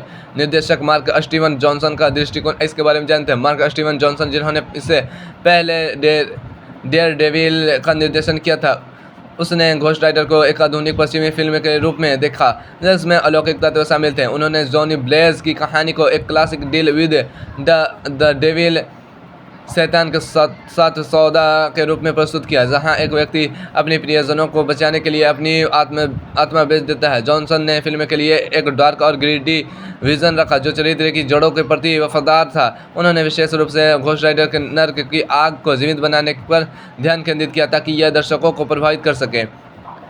पीटर फोंडा और सैम इलियट का अनुभवी कलाकार, इसके बारे में जानते हैं। पीटर फोंडा, जिन्होंने मेफिस्टोफिलीज का किरदार निभाया, और सैम इलियट, जिन्होंने कार्टर स्लेड केयर टेकर का किरदार निभाया, दोनों ही अनुभवी कलाकार थे, जिन्होंने फिल्म में एक मजबूत उपस्थिति दर्ज कराई। फोंडा की शांत और भयावह उपस्थिति ने मेफिस्टोफिलीज को और अधिक प्रभावी बना दिया, जबकि इलियट ने केयर टेकर के रहस्यमय और मार्गदर्शक चरित्र को बखूबी निभाया। इन दोनों अभिनेताओं ने फिल्म को एक अतिरिक्त गंभीरता और प्रामाणिकता प्रदान की। म्यूजिक और साउंड ट्रैक का महत्व, इसके बारे में जानते हैं। फिल्म का संगीत और साउंड ट्रैक भी इसके मूड को स्थापित करने में महत्वपूर्ण था। क्रिस्टोफर यंग ने फिल्म के लिए एक डार्क और वायुमंडलीय स्कोर तैयार किया, जिसमें गिटार और ऑर्केस्ट्रा के मिश्रण का उपयोग किया गया। साउंड ट्रैक में कुछ रॉक गाने भी शामिल थे, जो जॉनी ब्लेज के स्टंट बाइकर व्यक्तित्व को दर्शाते हैं। संगीत ने फिल्म के एक्शन दृश्यों को और अधिक रोमांचक बनाया और डरावने पलों को तनाव बढ़ाया। स्टंट वर्क और निकोल्स केज का समर्पण, इसके बारे में जानते हैं। फिल्म में कई जटिल मोटरसाइकिल स्टंट शामिल थे, जिनमें से कुछ निकोल्स केज ने खुद किए थे। हालांकि अधिकांश खतरनाक स्टंट के लिए एक प्रोफेशनल स्टंटमैन का उपयोग किया गया। केज ने अपने चरित्र के लिए काफ़ी शारीरिक तैयारी की और मोटरसाइकिल चलाने में भी महारत हासिल की। उनके समर्पण ने जॉनी ब्लेज के रूप में और अधिक विश्वसनीय बना दिया। बॉक्स ऑफिस प्रदर्शन और क्रिटिकल रिसेप्शन, इसके बारे में जानते हैं। घोस्ट राइडर ने बॉक्स ऑफिस पर मिश्रित प्रतिक्रियाएं हासिल की। इसने दुनिया भर में $228 मिलियन डॉलर से अधिक की कमाई की, जो इसके 110 मिलियन डॉलर के बजट से अधिक थी। हालांकि आलोचकों से इसे आमतौर पर नकारात्मक समीक्षा मिली। कई आलोचकों ने फिल्म की स्क्रिप्ट और पेशिंग की आलोचना की, जबकि कुछ ने निकोलस केज के प्रदर्शन और विजुअल इफेक्ट्स की सराहना की। फिल्म की सफलता ने 2012 में एक sequel Ghost Rider Spirit of Vengeance को जन्म दिया, जिनमें निकोलस केज ने अपनी भूमिका दोहराई। हटाए गए दृश्य और वास्तविक संस्करण। फिल्म के शुरुआती कट में कुछ दृश्य थे जिन्हें अंततः हटा दिया गया था। इन हटाए गए दृश्यों में जॉनी ब्लेज के अतीत और मेफिस्टोफिलीज के साथ उसके संबंध के बारे में कुछ अतिरिक्त जानकारी शामिल थी। डीवीडी और ब्लूरे पर फिल्म के एक विस्तारित संस्करण को जारी किया गया, जिसमें ये हटाए गए दृश्य शामिल थे। इन दृश्यों ने फिल्म की कहानी को और अधिक गहराई प्रदान की और दर्शकों को चरित्र के बारे में बेहतर जानकारी दी। चरित्र का प्रतीकात्मक महत्व, इसके बारे में जानते हैं। घोस्ट राइडर का चरित्र न्याय, प्रतिशोध और शैतानी सौदों के प्रतीकात्मक पहलुओं को दर्शाता है। जॉनी ब्लेज एक ऐसा नायक है जो अपनी गलतियों और एक अंधेरी शक्ति से जूझ रहा है। फिल्म इस विचार की पड़ताल करती है कि क्या एक अभिशाप को एक वरदान में बदला जा सकता है, और क्या एक पापी भी मोक्ष प्राप्त कर सकता है। घोस्ट राइडर का जलता हुआ कंकाल और नरक की आग उसकी आंतरिक पीड़ा और उसके स्वास्थ्य संघर्ष का प्रतीक है। मार्वल की कॉमिक बुक विरासत है, इसके बारे में जानते हैं। घोस्ट राइडर मार्वल कॉमिक के समृद्ध इतिहास का हिस्सा है। घोस्ट राइडर चरित्र पहली बार 1972 में मार्वल स्पॉटलाइट 5 में दिखाई दिया था। फिल्म ने इस लोकप्रिय चरित्र को एक नई पीढ़ी के दर्शकों से परिचित कराया और मार्वल के सिनेमाई ब्रह्मांड के लिए द्वार खोल दिए, जो बाद में मार्वल सिनेमैटिक यूनिवर्स के रूप में विकसित हुआ। हालांकि घोस्ट राइडर सीधे एमसीयू का हिस्सा नहीं है, लेकिन इसने मार्वल की फिल्म फ्रेंचाइजी के विकास में एक भूमिका निभाई। निकोलस केज की अनोखी अभिनय शैली, इसके बारे में जानते हैं। निकोलस केज अपनी अनोखी और अक्सर अतिरंजित अभिनय शैली के लिए जाने जाते हैं। घोस्ट राइडर में भी उन्होंने अपने चरित्र में यह विशिष्ट लाई। उनके जॉनी ब्लेज ने एक बेचैन और आत्मविनाशकारी आत्मा को दर्शाया जो अपने अभिशाप से जूझ रहा था। केज के प्रदर्शन ने फिल्म को एक अलग ही ऊर्जा प्रदान की, जो कुछ दर्शकों को पसंद आई जबकि कुछ को नहीं। उनकी यह शैली घोस्ट राइडर जैसे अलौकिक चरित्र के लिए काफ़ी उपयुक्त थी। फिल्म का सांस्कृतिक प्रभाव, इसके बारे में जानते हैं। भले ही घोस्ट राइडर को आलोचकों से मिश्रित प्रतिक्रिया मिली हो, लेकिन इसने एक कल्ट फॉलोइंग हासिल किया और कई प्रशंसकों के लिए यह मार्वल का एक यादगार अनुकूलन बन गया। फिल्म ने जॉनी ब्लेज के चरित्र को लोकप्रिय बनाया और उसके भयावह लेकिन न्यायप्रिय स्वरूप को दर्शाया। घोस्ट राइडर ने सुपर हीरो फिल्म शैली के विकास में भी योगदान दिया, जिसमें डार्क और अधिक जटिल नायकों को प्रस्तुत किया गया। निष्कर्ष, इसके बारे में जानते हैं। घोस्ट राइडर 2007 एक ऐसी फिल्म थी जिसने मार्वल के एक अद्वितीय सुपर हीरो को बड़े पर्दे पर लाने का साहसिक प्रयास किया। निकोलस केज ने जुनून, विजुअल इफेक्ट्स की भयावहता और डार्क फैंटेसी के तत्वों ने इसे एक यादगार अनुभव बनाया। भले ही इसकी कुछ खामियां थी, लेकिन यह फिल्म अपनी विशिष्टता और जॉनी ब्लेज के आकर्षक कहानी के लिए आज भी याद की जाती है। यह मार्वल की फिल्म यात्रा का एक महत्वपूर्ण हिस्सा बनी हुई है, जिसने दुनिया भर के दर्शकों को सुपर हीरो की एक अलग दुनिया से परिचित कराया। वीडियो अच्छी लगे तो लाइक एंड सब्सक्राइब जरूर करें। हे फ्रेंड्स, तो आज हम बात करने वाले हैं जॉन विक चैप्टर 6 मूवी के बारे में। तो फ्रेंड्स, जॉन विक चैप्टर 6 के बारे में अभी आधिकारिक पुष्टि नहीं हुई है। जॉन विक फ्रेंचाइजी के भविष्य के बारे में कुछ बातें हम जानते हैं। तो चलिए वीडियो को स्टार्ट करते हैं। तो फ्रेंड्स, चैप्टर 4 की रिलीज़, इस फ्रेंचाइजी की नवीनतम फिल्म जॉन विक चैप्टर 4 मार्च 2023 में रिलीज़ हुई थी।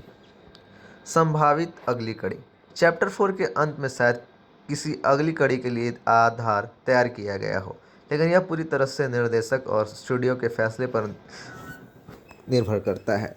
कीनू रीव्स का भविष्य, अभिनेता कीनू रीव्स ने जॉन विक फ्रेंचाइजी को जारी रखने में रुचि दिखाई है, बशर्ते उनकी तबीयत ठीक रहे और उनकी कहानी दमदार हो।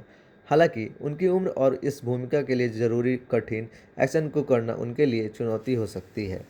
जॉन विक के भविष्य की कुछ संभावनाएं इस प्रकार हैं। चैप्टर 6, अगर चैप्टर 4 के अंत में कहानी आगे बढ़ने की गुंजाइश रहती है तो जॉन विक चैप्टर 6 आ सकती है।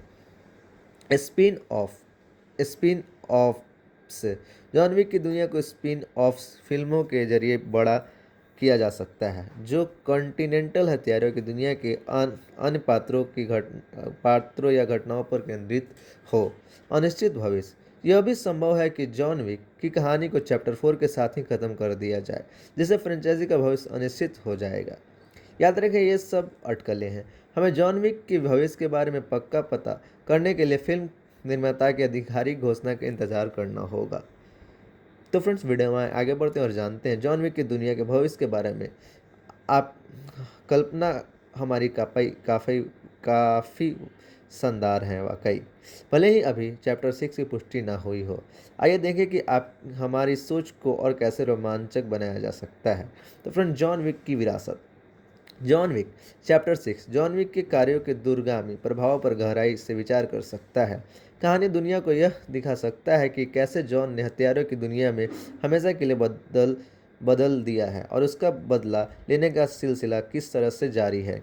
शायद कोई नया किरदार उभर कर जॉन विक का उत्तराधिकारी बनने का प्रयास करता है, या फिर कॉन्टिनेंटल में सत्ता संघर्ष शुरू हो जाता है। अधूरा अध्याय। यह संभव है कि चैप्टर 4 का अंत अधूरा रह जाए और जॉन को मृत मान लिया जाए, लेकिन जॉन विक चैप्टर 6 में पता चल सकता है कि वह किस तरह बच निकला है और अब वह बदला लेने के लिए एक बार फिर उठ खड़ा हुआ है। यह कहानी जॉन को और भी खतरनाक बना सकती है, क्योंकि अब उसके पास खोने के लिए कुछ नहीं बचा है। पौराणिक कथाओं से जुड़ाव। अब तक की फिल्मों में जॉन विक की दुनिया काफ़ी हद तक यथार्थ पर आधारित रही है। जॉन विक चैप्टर 6 इस दायरे को तोड़कर पौराणिक कथाओं या लोक कथाओं के तत्वों को शामिल कर सकता है। कहानी जॉन को किसी अलौकिक खतरे का सामना करने के लिए मजबूर कर सकती है, या उसे किसी प्राचीन हथियारों की तलाश में किसी पौराणिक यात्रा पर भेज सकती है। भूतकाल की गलतियों का सामना। जॉन के अतीत से कोई दाग है। जॉन विक चैप्टर 6 उसे उन गलतियों का सामना करने के लिए मजबूर कर सकता है। शायद कोई पुराना दुश्मन वापस आ जाता है, या जॉन के किसी पूर्व सहयोगी के साथ विश्वासघात हो जाता है। यह कहानी जॉन को अपने अतीत के राक्षसों से लड़ने और खुद को छुड़ाने का मौका दे सकती है। नया नैतिक सहायता। कॉन्टिनेंटल हथियारों की दुनिया सख्त नियमों से चलती है। जॉन विक चैप्टर 6 दिखा सकता है कि कैसे लगातार हिंसा और खून खराबे से ये नियम कमज़ोर पड़ जाते हैं। कहानी जॉन को हथियारों की दुनिया में एक नया नैतिक संहिता स्थापित करने की कोशिश करते हुए दिखा सकती है। ये कुछ और विचार हैं जिन्हें जॉन विक चैप्टर 6 की कहानी में शामिल किया जा सकता है। चाहे भविष्य में कुछ भी हो, जॉन विक फ्रेंचाइजी ने निश्चित रूप से एक्शन फिल्मों की दुनिया में अपनी धाक जमाई है। तो फ्रेंड्स, आपने जॉन विक की दुनिया के दायरे को और भी विस्तृत रूप से जाना, तो ये विचार निश्चित रूप से फिल्म निर्माताओं को रोमांचित कर सकते हैं। चलिए जॉन विक की कहानी में कुछ और दिलचस्प मोड़ लाने का प्रयास करते हैं। तो फ्रेंड्स, द कॉन्टिनेंटल का पतन। अब तक कॉन्टिनेंटल हथियारों के लिए एक सुरक्षित पनाहगाह रहा है। जॉन विक चैप्टर 6 कॉन्टिनेंटल के पतन को दिखा सकता है। शायद कोई बाहरी ताकत कॉन्टिनेंटल को नष्ट करने की कोशिश करती है, या फिर संगठन के भीतर की कोई विद्रोह जाता है। जॉन को इस संस्था को बचाने के लिए मजबूर होना पड़ सकता है, जो उसके अस्तित्व का आधार रही है। नियति से टकराव। पूरी फ्रेंचाइजी में जॉन विक लगातार मौत को टालता रहा है। जॉन विक चैप्टर 6 में कहानी जॉन को उसकी नियति से आमने सामने ला सकती है। शायद कोई भविष्यवाणी सामने आती है, या कोई ऐसा जादुई हथियार मिलता है जो जॉन को ख़त्म कर सकता है। यह कहानी जॉन को अपने जीवन को और मृत्यु के लिए एक अंतिम लड़ाई लड़ने के लिए मजबूर कर सकती है। एक शिष्य का उदय। जॉन विक एक कुशल हथियार है, लेकिन वह अकेला नहीं रह सकता। जॉन विक चैप्टर 6 में जॉन को एक नया शिष्य मिल सकता है।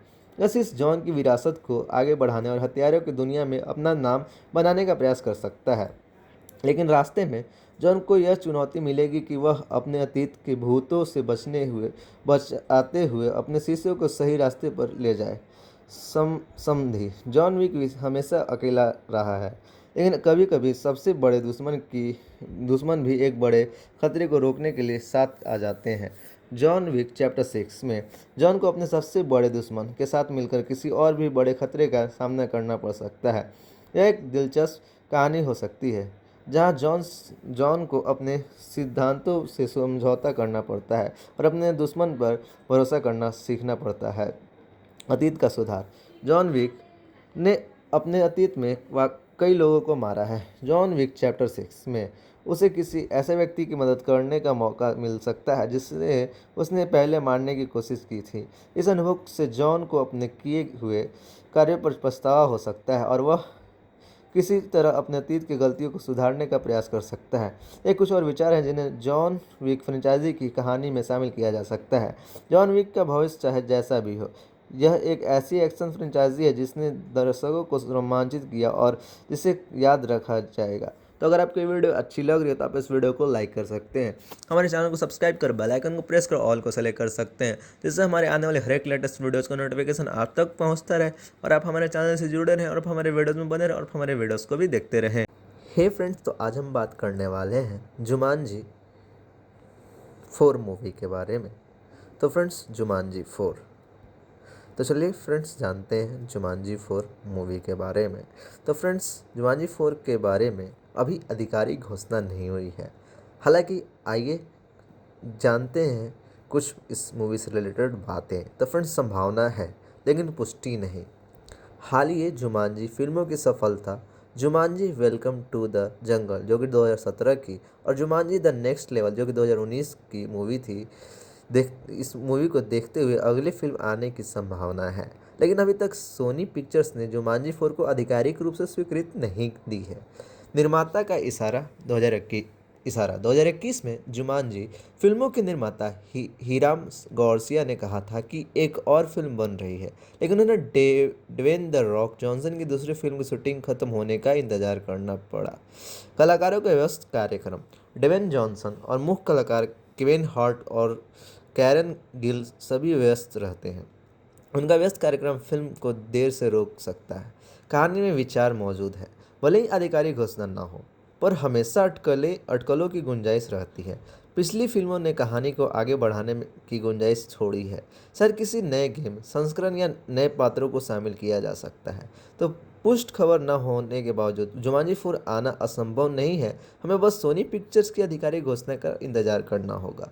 तो वीडियो में आगे बढ़ते हैं और जानते हैं जुमांजी 4 की कहानी की संभावनाएं और रोमांचक बना देने वाली बातें। तो फ्रेंड्स, चलिए अब थोड़ा और कल्पनाशीलता का इस्तेमाल करते हैं और ये मानते हुए कि जुमांजी 4 बनती है। तो फ्रेंड्स, वास्तविक दुनिया में जुमांजी का खेल। शायद जुमांजी 4 में खेल असल दुनिया में आ जाता है। जुमांजी की जंगल की थीम पूरी शहर या दुनिया में फैल सकती है। खिलाड़ियों को जंगली जानवरों से अपने शहर की सड़क पर बचाना होगा और जंगल के नियमों के अनुसार खेल को पूरा करना होगा। यह कहानी को एक नया आयाम दे सकता है। खेल का नया अवतार। अब तक की फिल्मों में जुमांजी एक बोर्ड गेम और फिर वीडियो गेम था। जुमांजी 4 में शायद कोई पूरी तरह से नया फॉर्मेट हो सकता है, जैसे वर्चुअल रियलिटी गेम या कोई अत्याधुनिक ऐप। यह न केवल कहानी में नयापन लाएगा बल्कि जंगल के खतरों को और भी वास्तविक बना सकता है। पिछली खिलाड़ियों की वापसी। शायद जुमांजी 4 में पिछली फिल्मों के कुछ पात्र वापस आते हैं। वो या तो नए खिलाड़ियों की मदद कर सकते हैं या खुद को फिर से खेल में फंसा हुआ पा सकते हैं। यह कहानी में परिचित चेहरों को लाने के साथ साथ दावों और भी ऊंचा कर सकता है। खेल का उल्टा रूप। पिछली फिल्मों में खिलाड़ी खेल से बाहर निकलने के लिए जंगल में रहते हुए चुनौतियों का सामना करते थे। जुमांजी 4 में शायद चीज़ें उल्टी हो जाए। शायद जंगल के प्राणी असल दुनिया में आ जाते हैं और उन्हें जुमांजी की दुनिया में वापस जाने के लिए चुनौतियों का सामना करना पड़ता है। यह कहानी को एक अनोखा मोड़ दे सकता है। खेल का अंत। शायद जुमांजी 4 का अंत खेल के ख़त्म होने के साथ होता है। खिलाड़ी जंगल से बाहर निकल आते हैं, लेकिन जंगल का उन पर हमेशा के लिए प्रभाव रहता है। वह फिल्म को एक संदेश के साथ ख़त्म कर सकता है। ये दर्शाता है कि जुमांजी सिर्फ एक खेल नहीं बल्कि जीवन में चुनौती का सामना करने का एक रूपक है। ये कुछ रोमांचक विचार हैं जिन्हें जुमांजी 4 की कहानी में शामिल किया जा सकता है। भले ही फिल्म कैसे भी बने, यह देखने के लिए उत्सुकता होगी कि जंगल का रोमांच आगे कैसे बढ़ता है। तो वीडियो में आगे बढ़ते हैं और जानते हैं जुमांजी की कहानी की संभावनाओं को और भी जंगली बना दिया है। आपके बताए विचार कमाल है, हमारे बताए विचार। और चलिए इन रोमांचक कल्पनाओं को और आगे बढ़ाते हैं। तो फ्रेंड, जुमांजी का वारिस। शायद जुमांजी 4 में पता चलता है कि जुमांजी का असली रूप एक जादुई वस्तु या प्राणी है यह वारिसों की एक श्रृंखला के पास रहा है जो जंगल की रक्षा करते हैं और खेल को संभालते हैं। कहानी नए वारिस की यात्रा को दिखा सकती है, जिसे जुमांजी की शक्तियों को समझना और जंगल की रक्षा करनी सीखना होगी। यह जुमांजी की दुनिया के इतिहास और रहस्यों को उजागर कर सकता है। खेल से परे की दुनिया। अब तक की फिल्मों में हमने जंगल का ही वातावरण देखा है। जुमांजी 4 में शायद जंगल के अलावा जुमांजी की दुनिया के दूसरे हिस्सों को दिखाया जा सकता है, जैसे बर्फीले पहाड़, विशाल रेगिस्तान या कोई अंतरिक्षीय क्षेत्र। यह न केवल कहानी में विविधता लाएगा, बल्कि जंगल के खतरों से भी इतर चुनौतियों को पेश कर सकता है। खिलाड़ियों की ताकतें बदलती रहती है। पिछली फिल्मों में हर किरदार की जंगल में एक खास अवतार और ताकतें होती थी। जुमांजी 4 में शायद यह बदल जाए।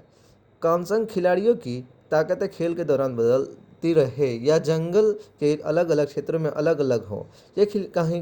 यह कहानी में अनिश्चितता का लाएगा और खिलाड़ियों को हर पल सतर्क रहना होगा। जुमांजी का अपना विद्रोह। शायद जुमांजी 4 में जुमांजी खुद को ही बचाने के लिए कोई कदम उठा ले। जंगल के जीवों या प्राकृतिक आपदाओं के जरिए जुमांजी खिलाड़ियों को बाहरी दुनिया को खतरा पैदा कर सकता है।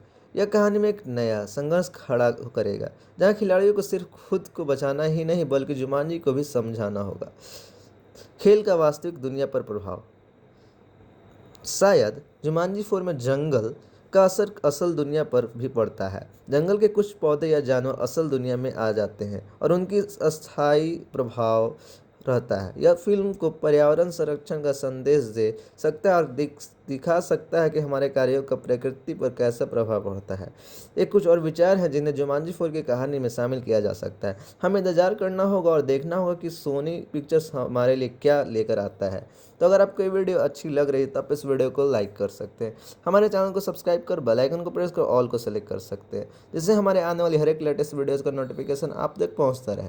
और आप हमारे चैनल से जुड़े रहें और आप हमारे वीडियोज़ में बने रहें और हमारे वीडियोज़ को भी देखते रहें। और आप अपने फ्रेंड्स के साथ इस वीडियो को शेयर भी कर सकते हैं। वीडियो को शेयर करना बिल्कुल फ्री है, तो आप ज़रूर आप हमारे वीडियोज़ को शेयर करें और हमारे वीडियोज़ का रीच बढ़ाएं, जिससे हमारे व्यूअर्स और भी बढ़ेंगे और आपके फ्रेंड भी हमारे वीडियोज़ का लुत्फ़ उठा सकेंगे।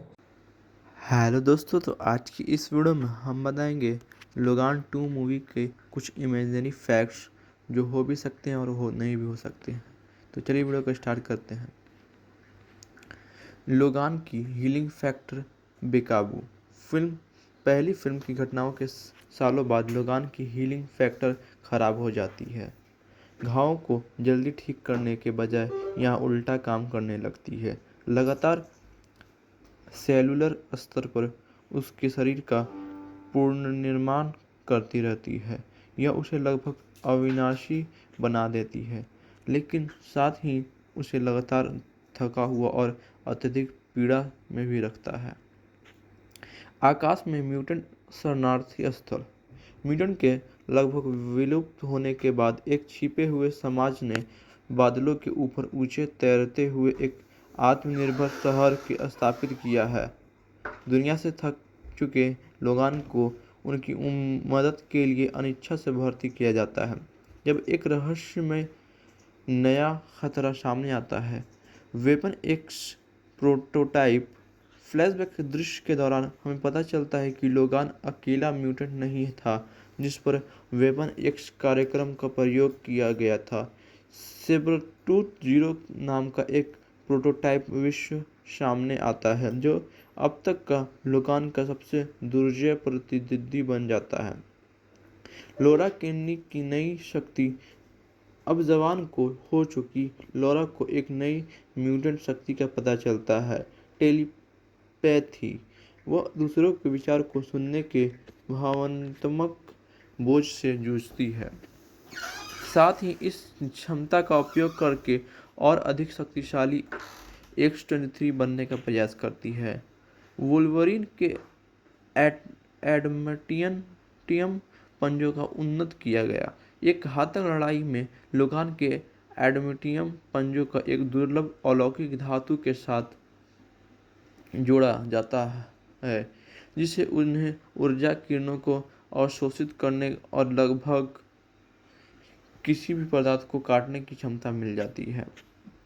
लोगान 2 की दुनिया और भी गहरी हो गई है। आइए कुछ भी और काल्पनिक तथ्यों को देखते हैं और कोई इमेजिनरी फैक्ट जानते हैं और कुछ।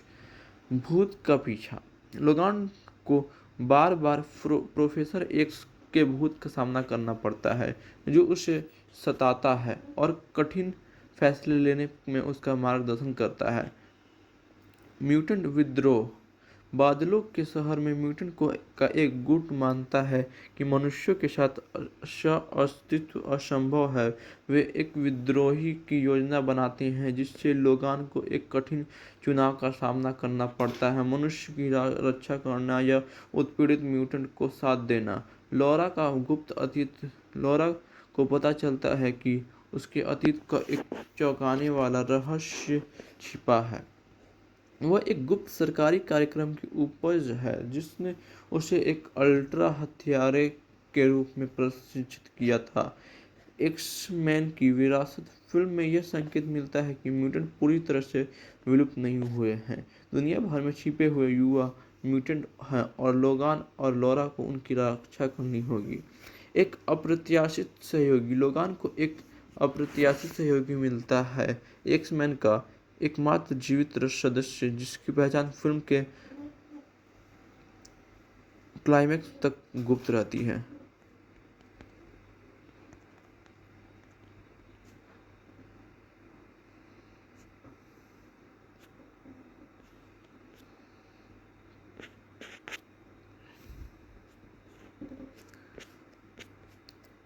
वुल्वरीन का एक कफाडेड गौरव। लोगान अमर हो सकता है लेकिन वह अजय नहीं है।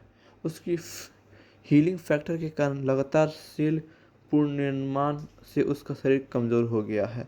वो अपनी खूंखार वुल्वरीन वाली गति और फुर्ती खो चुका है जिससे उसे दुश्मनों से लड़ने के लिए नए तरीके खोजने पड़ते हैं। Mutant jail. म्यूटेंट भविष्य में म्यूटेंट अपराधियों को नियंत्रित करने के लिए एक भयानक जेल बनाई गई है जिसे मैड्रिड कहा जाता है। यह एक भयानक मानसिक जेल है जो कैदियों को उनके सबसे बुरे सपने में कैद कर देता है। फिल्म में लोगान को किस महत्वपूर्ण जानकारी के लिए मैड्रिड जाने के लिए मजबूर होना पड़ सकता है? लॉरा की भावनात्मक लड़ाई। लोगान की तरह लॉरा को भी अपने अतीत के राक्षसों से जुड़ना पड़ता है। उसे एक किशोरी के रूप में फिट होने और अपनी उम्र के बच्चों की तरह एक सामान्य जीवन जीने के लिए संघर्ष करना होगा, जबकि वह एक खतरनाक हथियार के रूप में प्रशिक्षित होने के अपने अतीत से जूझ रही है। एडमिटियम का जहर। लोगान के एडमिटियम कंकाल का एक भयानक दुष्प्रभाव सामने आता है। एडमिटियम धीरे धीरे उसके शरीर को जहर दे रहा है जिससे उसे और भी कमज़ोर बना रहा है। यह लोगान के लिए समय के खिलाफ दौड़ बन जाता है। एक्स-मैन का भविष्य। वीरान एक्स-मैन फिल्म के एक महत्वपूर्ण भूमिका निभाता है। यह एक स्मरणीय स्थल है जो अतीत की बेहतर यादों को जगाता है। लोगान और लॉरा को इसका पता लगाना होगा और शायद यहाँ छिपा किसी रहस्य को उजागर करना होगा। तो फ्रेंड्स, आपको वीडियो कैसी लग रही है कमेंट करके जरूर बताएं। वीडियो अच्छी लग रही है इस वीडियो को लाइक करें और अभी तक हमारे चैनल को सब्सक्राइब नहीं किया तो सब्सक्राइब करके बेल आइकन को प्रेस करें। अगर आपको वीडियो अच्छी लग रही है तो कमेंट जरूर करें और वीडियो ज़्यादा से ज़्यादा शेयर करें अपने दोस्तों के साथ, फैमिली मेम्बर में, रिश्तेदारों के साथ। हेलो दोस्तों, तो आज की इस वीडियो में हम आपको बताने जा रहे हैं शेरलॉक होम्स 3 मूवी के बारे में कुछ फैक्ट्स। तो चलिए वीडियो को स्टार्ट करते हैं। फिल्म अभी भी विकास में है, हालांकि आधिकारिक रूप से रद्द नहीं की गई है। रॉबर्ट डाउनी जूनियर ने इस फ्रेंचाइजी को जारी रखने में रुचि व्यक्त की है। कलाकार रॉबर्ट डाउनी जूनियर और जुड लॉ को शेरलॉक होम्स और डॉक्टर वाटसन के रूप में वापसी की पुष्टि हो गई है। निर्देशक। पहली 2 फिल्मों के निर्देशक गाय रिची को डेक्स्टर फ्लेचर द्वारा बदल दिया गया है। कहानी विवरण अज्ञात है, लेकिन यह वहीं से शुरू हो सकती है जहां दूसरी फिल्म छूटी थी, यह बताते हुए कि होम्स कैसे गिरने से बच पाए। यह शेरलॉक होम्स उपन्यासों से प्रेरित होकर फिल्म में होम्स के युवा होने की भी अफवाहें हैं। रिलीज की तारीख। अभी कोई आधिकारिक रिलीज तिथि नहीं है। शर्लक की उम्र का सवाल। कुछ अटकलों के अनुसार यह फिल्म शर्लक होम्स की उम्र को लेकर यह अलग रास्ता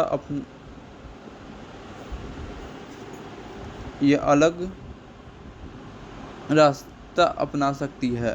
हो सकता है यह फिल्म उनके शुरुआती मामलों को दिखाए या फिर उन्हें उम्रदराज अवस्था में पेश करे। ये दोनों ही संभावनाएं हैं। अफवाहों का बाजार गर्म। कुछ रिपोर्ट्स बताती है कि फिल्म में शर्लक को किसी बड़े खतरे का सामना करना पड़ सकता है, जो शायद उनकी सबसे बड़ी चुनौती बनकर सामने आए। पुरानी साथी की वापसी। कुछ फैंस में ये उम्मीद लगाए बैठे हैं कि फिल्म में शर्लक की पुरानी दुश्मनी प्रोफेसर मोरियार्टी की वापसी हो सकती है। हालांकि इस बारे में कोई आधिकारिक पुष्टि नहीं हुई है। अंदाजे कुछ अलग। पहली दो फिल्मों की तरह यह फिल्म भी एक्शन से भरपूर हो सकती है, लेकिन यह भी कहा जा रहा है कि निर्देशक बदलाव के कारण फिल्म की शैली में थोड़ा बदलाव आ सकता है। ठीक है, चलिए शर्लक होम्स के बारे में कुछ और फैक्ट्स जानते हैं। आर्सन लुपनी का दाव। अफवाह यह भी है कि इस फिल्म के शर्लक होम्स का सामना उनके फ्रेंच समकक्ष और आर्सन लुपिन से हो सकता है। ये दोनों जासूस को कई कहानियों में एक दूसरे से भिड़े हैं और बड़े पर्दे पर उनका टकराव काफ़ी रोमांचक हो सकता है। शर्लक को दिमाग की झलक। हो सकता है फिल्म में हमें शर्लक होम्स की अविश्वसनीय कटौती करने की क्षमता को और गहराई से दिखाया जाए। उनके दिमाग में चल रही प्रक्रिया को विजुअल इफेक्ट्स की मदद से दर्शाया जा सकता है। ये काफ़ी दिलचस्प होगा। कैमियो की धूम। कुछ रिपोर्ट्स बताती है कि किसी बड़े कलाकार की फिल्म में कैमियो हो सकता है कि कई मशहूर अभिनेता यहाँ भी शर्लक होम्स की दुनिया से जुड़ा कोई किरदार हो। ये तो फिल्म की रिलीज होने पर ही पता चलेगा। फिल्मांकन का रहस्य। फिल्म की शूटिंग कब शुरू होगी, इस बारे में अभी कोई जानकारी नहीं है। हो सकता है यह इसी साल शुरू हो जाए या फिर थोड़ा और इंतजार करना पड़े। कठिन परिश्रम। रॉबर्ट डॉनी जूनियर और जूड लॉ दोनों जाने जाते हैं कि वो अपने किरदार में ढलने के लिए काफ़ी मेहनत करते हैं। इस फिल्म के लिए भी उन्होंने शर्लक होम्स और डॉक्टर वाटसन की बारीकियों को फिर से समझने के लिए काफ़ी रिसर्च की होगी, यह तय है। छिपे हुए संकेत। हो सकता है कि फिल्म के ट्रेलर या पोस्टर में ही कोई छिपा हुआ संकेत हो जो फिल्म की कहानी से जुड़ा हो। गौर से दिखाएगा, शायद शर्लक खुद ही कोई रहस्य छिपा कर गए हों। विरासत का सवाल। कुछ फैंस यह सवाल उठा रहे हैं कि ये फिल्म शर्लक होम्स के किरदार को आगे बढ़ाने का काम करेगी या फिर उनकी आखिरी फिल्म होगी। इसका जवाब तो फिल्म देखने के बाद ही मिलेगा। भले ही अभी तक इसकी कोई आधिकारिक पुष्टि नहीं हुई है, लेकिन कुछ लोगों का यह अंदाज़ा है कि शायद फिल्म में कहीं ना कहीं भारत का जिक्र हो सकता है। शायद कोई सुराग भारत की तरफ ले जाए या फिर कहानी का कोई हिस्सा भारत में फिल्माया जाए। ये तो वक्त ही बताएगा।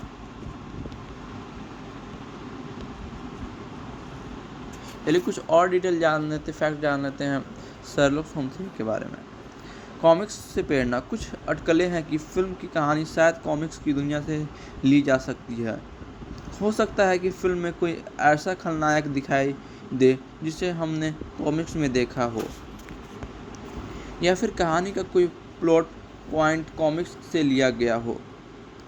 डॉक्टर वाटसन की कहानी। अब तक की फिल्मों में ज़्यादातर ध्यान शर्लक होम्स पर रहा है, लेकिन ये भी हो सकता है कि शर्लक होम्स 3 में डॉक्टर वाटसन की कहानी पर भी जोर दिया जाए। उनकी अपनी परेशानियां, उनकी शर्लक के साथ साझेदारी का नज़रिया, ये सब फिल्म में शामिल हो सकता है। शर्लक का संग्रहालय। कुछ फैंस से उम्मीद लगाए बैठे हैं कि फिल्म में 221 बी बेकर स्ट्रीट पर स्थित शर्लक के घर को संग्रहालय में तब्दील होता दिखाया जा सकता है। शायद ये फिल्म की किसी अहम प्लॉट पॉइंट से जुड़ा हो। भविष्य की झलक। हो सकता है कि फिल्म में हमें शर्लक होम्स के भविष्य की भी एक झलक मिल जाए। ये हमें बता सकता है कि आने वाले समय में उनका सामना किन चुनौतियों से होगा। तो फ्रेंड्स, आपको वीडियो कैसी लग रही है कमेंट करके जरूर बताएं। वीडियो अच्छी लगे इस वीडियो को लाइक कर दीजिए और हमारे चैनल को सब्सक्राइब करके बेल आइकन को प्रेस कर दीजिए। इस वीडियो को ज़्यादा से ज़्यादा शेयर कीजिए अपने दोस्तों के साथ, फैमिली मेम्बर में, रिश्तेदारों के साथ। इससे हमारी वीडियो का रीच बढ़ेगा। इस वीडियो ज़्यादा से ज़्यादा शेयर कीजिए। इस वीडियो को लाइक भी कर दीजिए। हे फ्रेंड्स, तो आज हम बात करने वाले हैं स्पाई 2 मूवी के बारे में। तो फ्रेंड्स, स्पाई 2 मूवी के बारे में अभी तक कोई आधिकारिक घोषणा नहीं हुई है, लेकिन आइए देखें क्यों नहीं बन पाई और आगे क्या हो सकता है। तो चलिए वीडियो में आगे बढ़ते हैं और जानते हैं स्पाई 2 मूवी से रिलेटेड कुछ फैक्ट्स और बातें। तो फ्रेंड्स, फिलहाल रुकी हुई सीक्वल 2015 की फिल्म स्पाई को समीक्षकों और दर्शकों ने खूब सराहा था और फैंस लंबे समय से सीक्वल की मांग कर रहे हैं। हालांकि निर्देशक पॉल फिग का कहना है कि स्क्रिप्ट को लिखा जा चुका है, लेकिन स्टूडियो 20th सेंचुरी फॉक्स अब 20th सेंचुरी स्टूडियो ने अभी तक इसे हरी झंडी नहीं दिखाई है। स्टूडियो के कारण फिग ने बताया कि हो सकता है कि 20th सेंचुरी स्टूडियो दूसरी परियोजनाओं को प्राथमिकता दे रहा है या फिर स्पाई व्यावसायिक रूप से उतनी सफल नहीं रही कि सीक्वल बनाने की जोखिम उठाया जाए है। चलिए अब देखते हैं स्पाई 2 कैसी कहानी हो सकती है। सुजैन कूपर का अगला मिशन। मेलिसा मैकार्थी द्वारा निभाया गया किरदार सुजैन कूपर एक नए वैश्विक खतरे के सामने आने पर फिर से जासूसी की दुनिया में वापस आ सकती है। कहानी बता सकती है कि पहली फिल्म के बाद से उसका जीवन कैसा बदला है और दुनिया को बचाने के साथ अपने सामान्य जीवन को संतुलित करने में उसे क्या चुनौती आती है। रिक फोर्ड के साथ पूर्ण मिलन। जैसन स्टेथम द्वारा निभाया गया गंभीर और कुशल एजेंट रिक फोर्ड पहली फिल्म का मुख्य आकर्षण था। सीक्वल में सुजैन की रिक के साथ फिर से मुलाकात हो सकती है। शायद उन्हें अपने अलग अलग स्वभाव के बावजूद फिर से साथ काम करने के लिए मजबूर होना पड़े। नई पीढ़ी के जासूस। कहानी में नई पीढ़ी के कुछ उत्साही लेकिन अनुभवी जासूस को लाया जा सकता है, जिन्हें सुजैन को सलाह देना है। इससे हास्यपूर्ण स्थिति बन सकती है क्योंकि सुजैन अपने पुराने ज़माने के जासूसी ज्ञान को साझा करते हुए उनकी आधुनिक तकनीक से टकराएगी। वैश्विक खतरा। पहली फिल्म हथियारों के सौदे से जुड़ी थी। सीक्वल किसी नए वैश्विक खतरे से निपट सकता है। शायद इससे साइबर युद्ध, जैव आतंकवाद या किसी हाईटेक अपराध संगठन को शामिल किया जा सकता है। ज़्यादा अंतर्राष्ट्रीय लोकेशन। स्पाई फिल्म की कहानी यूरोपियों के विभिन्न स्थानों पर चलती थी। सीक्वल में नहीं महाद्वीप को दिखाया जा सकता है, जहां सुजैन और रिक विभिन्न संस्कृति प्रवेश में अपने अंतर्राष्ट्रीय जासूसी कौशल का प्रदर्शन कर सके। भले ही स्पाई 2 बनने की कोई निश्चितता ना हो, ये विचार एक रोमांच और हंसाने वाली अगली कड़ी की संभावना को दर्शाता है। तो वीडियो में आगे बढ़ते हैं और जानते हैं स्पाई की कहानी की संभावनाओं को और भी रोमांचक से। तो फ्रेंड्स, ये जानते हुए कि एक स्क्रिप्ट पहले से मौजूद है, चलिए थोड़ा और कल्पनाशीलता का इस्तेमाल करते हैं और स्पाई 2 की कहानी में कुछ दिलचस्प मोड़ लाने का प्रयास करते हैं। आंतरिक जासूसी। शायद स्पाई 2 में सुजैन को किसी आंतरिक खतरे का सामना करना पड़े। कोई भ्रष्ट एजेंट या उच्च पदस्थ अधिकारी ही खलनायक हो सकता है। सुजैन को संगठन के अंदर ही जालसाजी का पर्दाफाश करना होगा, जिससे कहानी में एक अनोखा जासूस तत्व आ जाता है। एजेंसी में बदलाव। पहली फिल्म में द सीआई को थोड़ा अनाड़ी के रूप में दिखाया गया था। स्पाई 2 में एजेंसी में बदलाव हो सकते हैं। शायद उन्हें नई तकनीक या बेहतर प्रशिक्षित एजेंट मिल जाते हैं। सुजैन को इस नए माहौल में घुलने मिलने में परेशानी हो सकती है, जिससे कुछ हास्यपूर्ण स्थितियां बन सकती है। अनजाने में खलनायक। शायद स्पाई 2 में सुजैन किसी गलत फहमी के कारण खलनायक बनकर फरार हो जाती है। उसे अपना नाम साफ करने और असली खलनायक को पकड़ने के लिए भगोड़ा बनना पड़ सकता है। यह कहानी में एक अनोखा मोड़ लाएगा, जहां सुजैन को न केवल खतरे को रोकना होगा बल्कि खुद को भी बचाना होगा। अतीत का भूत। सुजैन के अतीत का कोई राज या दुश्मन स्पाई 2 में वापस आ सकता है। उसे अपने भूतों का सामना करना पड़ सकता है, जिससे उसकी जासूसी या व्यक्तिगत जिंदगी खतरे में पड़ सकती है। यह कहानी को एक व्यक्तिगत स्तर पर ले जा सकता है और सुजैन के किरदार को और भी गहरा बना सकता है। असंभव जोड़ी। शायद स्पाई 2 में सुजैन को किसी अप्रत्याशित व्यक्ति के साथ मिलकर काम करना पड़े, जैसे कोई हाईटेक विशेषज्ञ या एक स्वेच्छावित जासूस। उनकी अलग अलग शैलियों और व्यक्तित्वों के कारण शुरुआत में तालमेल बिठाना मुश्किल हो सकता है, लेकिन अंततः वही खलनायक को हराने की कुंजी साबित हो सकते हैं। ये कुछ और विचार हैं जिन्हें स्पाई 2 की कहानी में शामिल किया जा सकता है। भले ही फिल्म अब कब बनती है या बनती भी है या नहीं, यह हमें कल्पना करने और जासूसी दुनिया के रोमांचों के बारे में सोचने का मौका देता है। तो वीडियो में आगे बढ़ते हैं और जानते हैं स्पाई 2 की कहानी की और भी रोमांचकारी बातें। तो फ्रेंड्स, आपके बातें ट्विस्ट कहानी में नया आयाम जोड़ सकता है। तो चलिए इन रोमांच विचारों को और आगे बढ़ाते हैं और जानते हैं स्पाई 2 मूवी से रिलेटेड कुछ और बातें। तो फ्रेंड्स, जासूसी तकनीक का टकराव। स्पाई 2 में सुजैन को नई जासूसी तकनीक से जूझना पड़ सकता है। हो सकता है एजेंसी अब हाईटेक ड्रोन या आर्टिफिशियल इंटेलिजेंस का इस्तेमाल कर रही है। सुजैन अपने पुराने स्कूल के जासूस कौशल के साथ इन नई तकनीक को अपनाने का प्रयास कर सकती है, जिससे हास्यपूर्ण और रोमांचक परिस्थितियां बन सकती है। अशुद्ध आतंकवाद स्लीपर एजेंट। स्पाई 2 में खतरा कहीं छिपा हो सकता है। शायद कोई एजेंसी का भी भरोसेमंद एजेंट दुश्मन का ओझा आतंकवादी यानी कि स्लीपर एजेंट हो और कहानी में एक चौंकाने वाला मोड़ लाए। सुजैन को पता लगाना होगा कि किस पर भरोसा किया जा सकता है और किस पर नहीं, जिससे कहानी में सस्पेंस बना रहे। अंतर्राष्ट्रीय जासूसी सहयोग। पहली फिल्म में सुजैन को अकेले ही काम करना पड़ रहा था। स्पाई 2 में उसे किसी मित्र देश की एक निपुण महिला जासूस के साथ मिलकर काम करना पड़ सकता है। उनकी अलग अलग जासूसी शैलियाँ और संस्कृतियाँ पृष्ठभूमि के कारण शुरुआत में परेशान हो सकती है, लेकिन यह कहानी में एक अनोखा साथी रिश्ता भी दर्शा सकता है। छुट्टी मनाने वाला जासूस। शायद स्पाई 2 की शुरुआत में सुजैन छुट्टी मना रही होती है, लेकिन उसे अचानक किसी वैश्विक खतरे से निपटने के लिए वापस बुला लिया जाता है। शायद वह रोमांटिक डेट पर होती है या किसी एडवेंचर ट्रिप पर निकली होती है। जब उसे ड्यूटी पर वापस आना पड़ता है, इससे एक दिलचस्प विपरीतता पैदा होगी और यह दर्शाएगी कि जासूस का काम कभी खत्म नहीं होता। जासूसी स्कूल। स्पाई 2 में सुजैन को नई भर्ती जासूसी को प्रशिक्षित देने वाली एक सख्त प्रशिक्षक के रूप में दिखाया जा सकता है।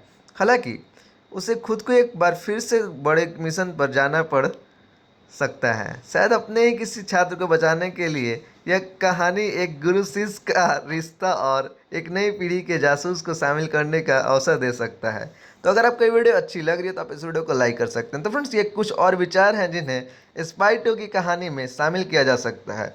हमें इंतजार करना होगा और देखना होगा कि पॉल फिग और उनकी टीम हमारे लिए क्या लेकर आती है। तो अगर आपको ये वीडियो अच्छी लग रही है तो आप इस वीडियो को लाइक कर सकते हैं, हमारे चैनल को सब्सक्राइब कर बेल आइकन को प्रेस कर ऑल को सेलेक्ट कर सकते हैं, जिससे हमारे आने वाली हर एक लेटेस्ट वीडियोस का नोटिफिकेशन आप तक पहुंचता रहे और आप हमारे चैनल से जुड़े रहें और हमारे वीडियोस में बने रहें और हमारे वीडियोस को भी देखते रहें और अपने फ्रेंड के साथ इस वीडियो को ज़्यादा से ज़्यादा शेयर कर रहे हैं, जिससे हमारे वीडियोज़ का रीच बढ़ेगा और आपके फ्रेंड भी हमारे वीडियोज़ का लुत्फ उठा सकेंगे। हेलो दोस्तों, तो आज की इस वीडियो में हम बात करने जा रहे हैं टेकन 7 मूवी के इमेजिनरी फैक्ट्स। ये हो भी सकता है, ये नहीं भी। नई पीढ़ी की मिलर्स।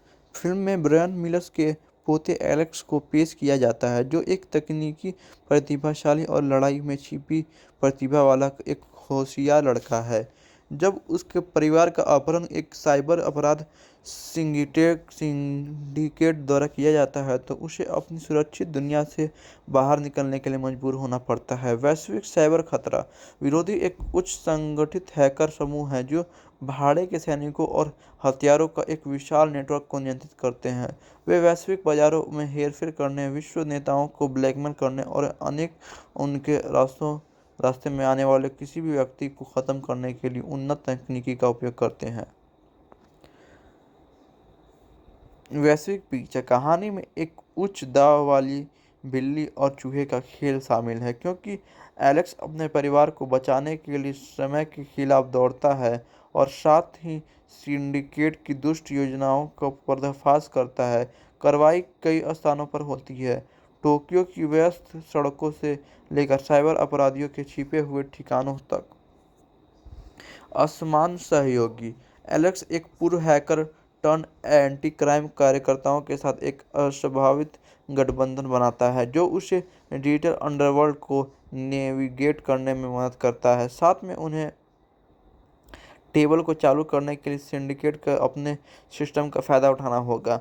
नैतिक दुविधा फिल्म हिस्सा के एलेक्स पर मनोवैज्ञानिक प्रभाव पर गहराई से उतारती है, जिससे उसे अपने दादा की विरासत का सपना करने के लिए मजबूर होना पड़ता है। उसे यह तय करना होगा कि वह ब्रायन की तरह एक ठंडे खून वाले हथियार बनेगा या बुराई को हराने का एक अधिक मानवीय तरीका खोजेगा। एक चौंकाने वाला मोड़ पिछली फिल्म को एक प्रमुख चरित्र का आश्चर्यजनक वापसी करता है, लेकिन एक काले रहस्य के साथ जो सब कुछ बदल देता है। यह रहस्य योद्धाटन एलेक्स को अतीत की अपनी समझ और अपने परिवार की वास्तविक प्रकृति पर सवाल उठाने के लिए मजबूर करता है। एक आशावादी अंत। हालांकि फिल्म कार्रवाई और स्पेस से भरी हुई है, लेकिन यह मोचन और परिवार के विषयों को भी तलाशती है। चरमोत्कर्ष में एलेक्स न केवल अपने परियोजनाओं को बचाता है, बल्कि साइबर अपराध सिंडिकेट को भी नीचे लाता है, जिससे एक सुरक्षित डिजिटल दुनिया के लिए उम्मीद की एक किरण छोड़ देता है।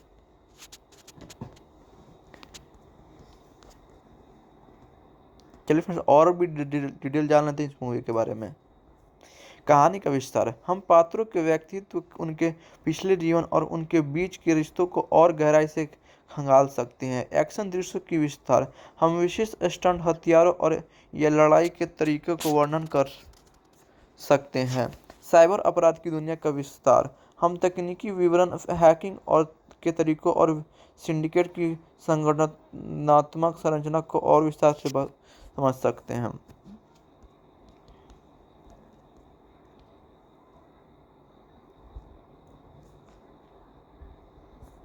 एलेक्स मिल्स की चरित्र। हम उसकी उम्र, शिक्षा, व्यक्तित्व और उसके दादा के साथ उसके रिश्ते के बारे में।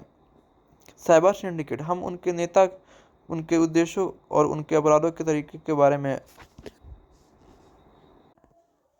नई पीढ़ी का खतरा। फिल्म एक नए खतरनाक संगठन छाया की शुरुआत करती है जो विश्व को अस्थिर करने के लिए अत्याधुनिक तकनीकी का इस्तेमाल कर रहा है।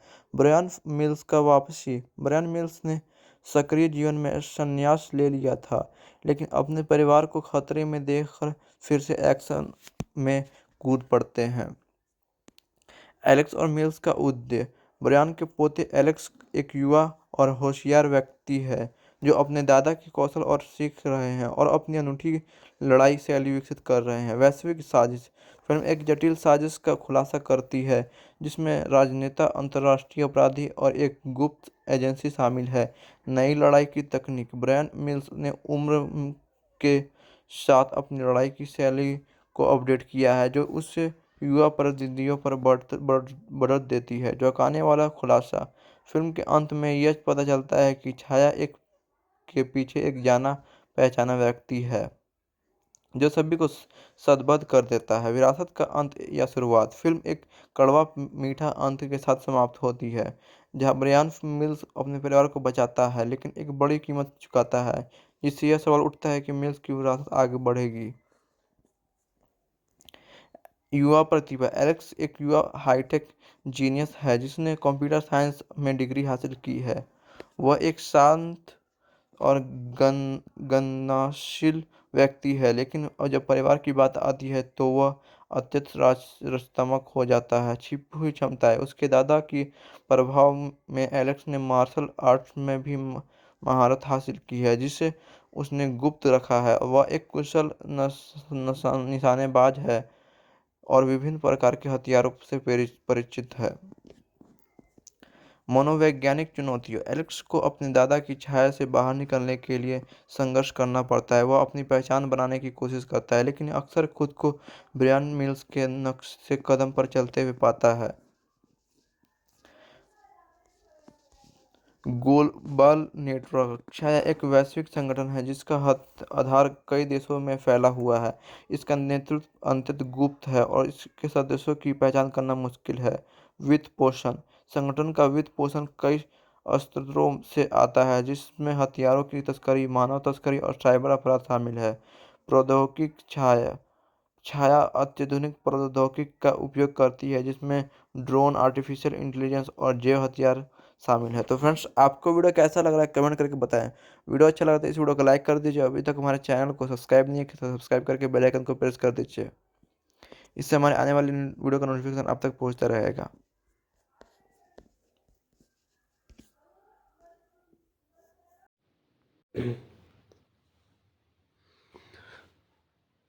द अकाउंटेंट 2, आइए इस फिल्म के बारे में जानते हैं। द अकाउंटेंट 2 एक आगामी अमेरिकी एक्शन थ्रिलर फिल्म है जो 2016 के फिल्म द अकाउंटेंट का सीधा सीक्वल है। गैविन ओ कॉनर द्वारा निर्देशित और बिल डुबुक द्वारा लिखित इस फिल्म में बेन एफ्लेक, जॉन बर्नथल, जेके सिमंस और सिंथिया एडाई रॉबिन्सन अपनी भूमिकाओं को दोहरा रहे हैं और डेनी एला पिनेडा कलाकारों में शामिल हो रही हैं। यह द अकाउंटेंट 2 के कलाकारों और तथ्यों के बारे में विस्तृत जानकारी हिंदी में दी गई है। फिल्म का अवलोकन, आइए इसके बारे में जानते हैं। द अकाउंटेंट 2 क्रिश्चियन वुल्फ की कहानी को आगे बढ़ाता है, जो एक गणितीय प्रतिभा और कुशल लड़ाकू है जो एक खतरनाक फ्रीलांस अकाउंटेंट के रूप में काम करता है। इस सीक्वल में क्रिश्चियन वुल्फ को एक पुराने परिचित की हत्या की गुत्थी को सुलझाने के लिए मजबूर किया जाता है, जिससे वह एक खतरनाक साजिश में उलझ जाता है। फिल्म में एक्शन थ्रिलर और रहस्य का मिश्रण है जो दर्शकों को बांधे रखने का वादा करता है। मुख्य कलाकार और उनके किरदार, आइए इसके बारे में जानते हैं।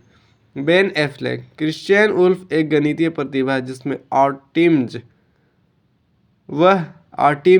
ऑटिज्म है।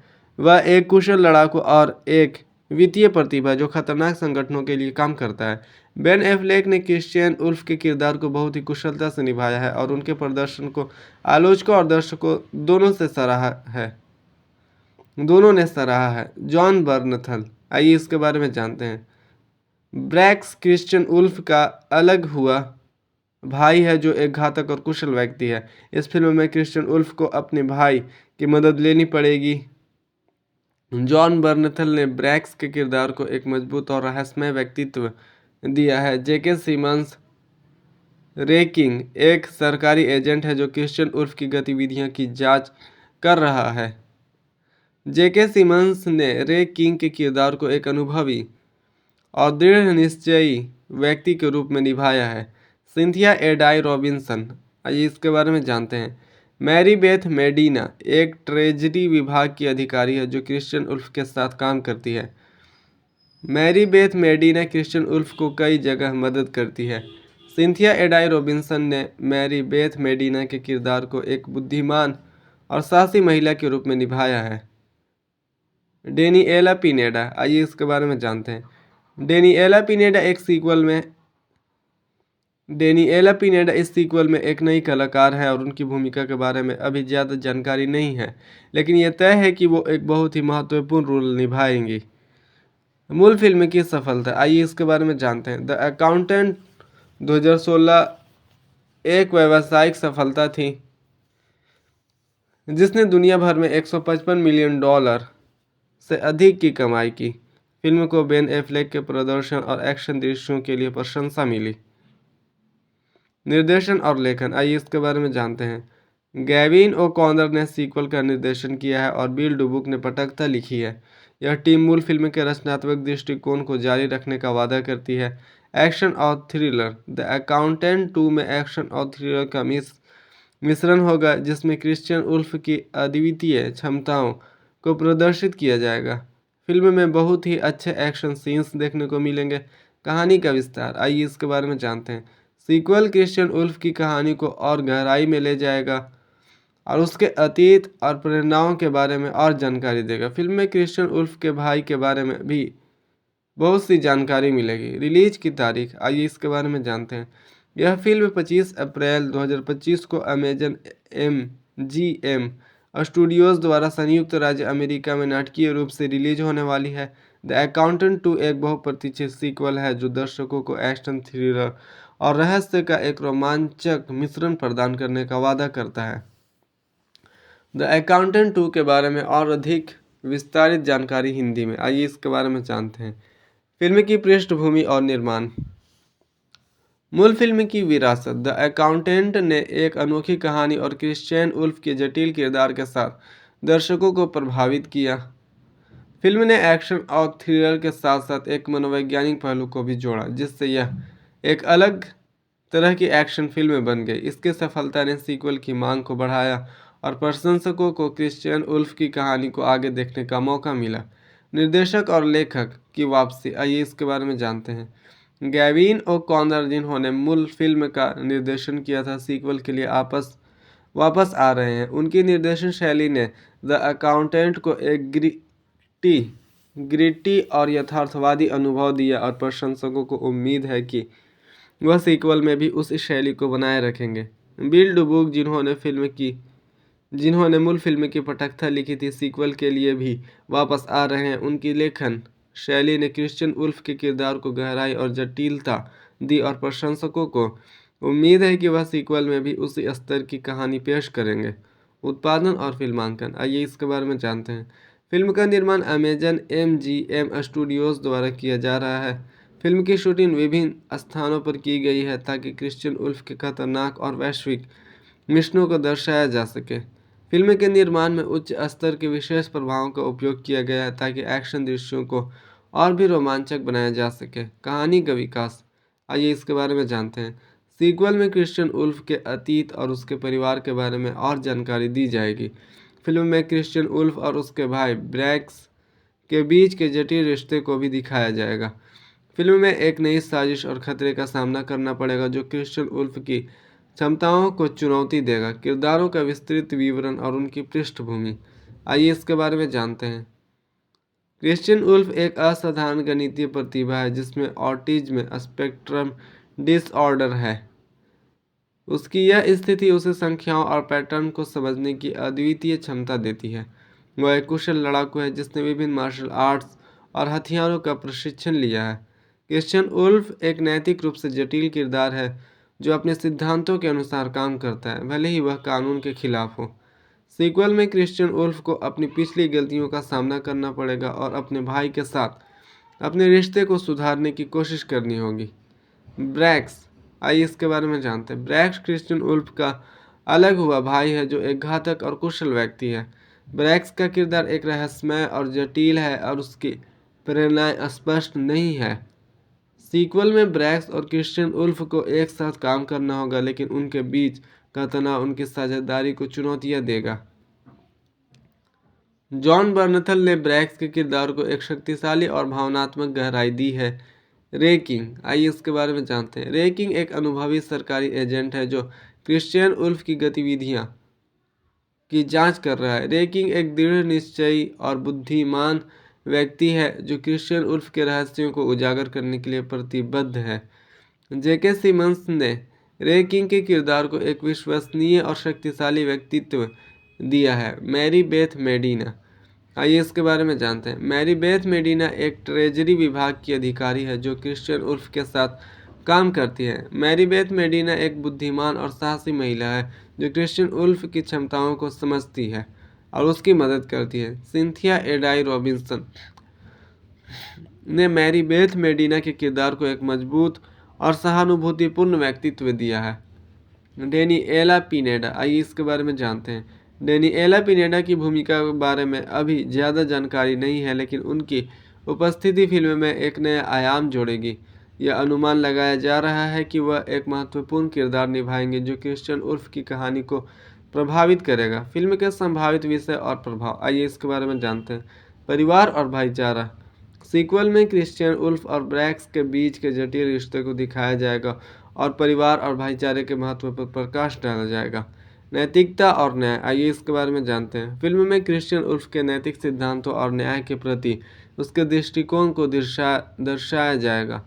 ऑटिज्म और प्रतिभा। आइए इसके बारे में जानते हैं। फिल्म में ऑटिज्म स्पेक्ट्रम डिसऑर्डर के साथ जीने वाले व्यक्ति की चुनौतियाँ और प्रतिभा को दिखाया जाएगा।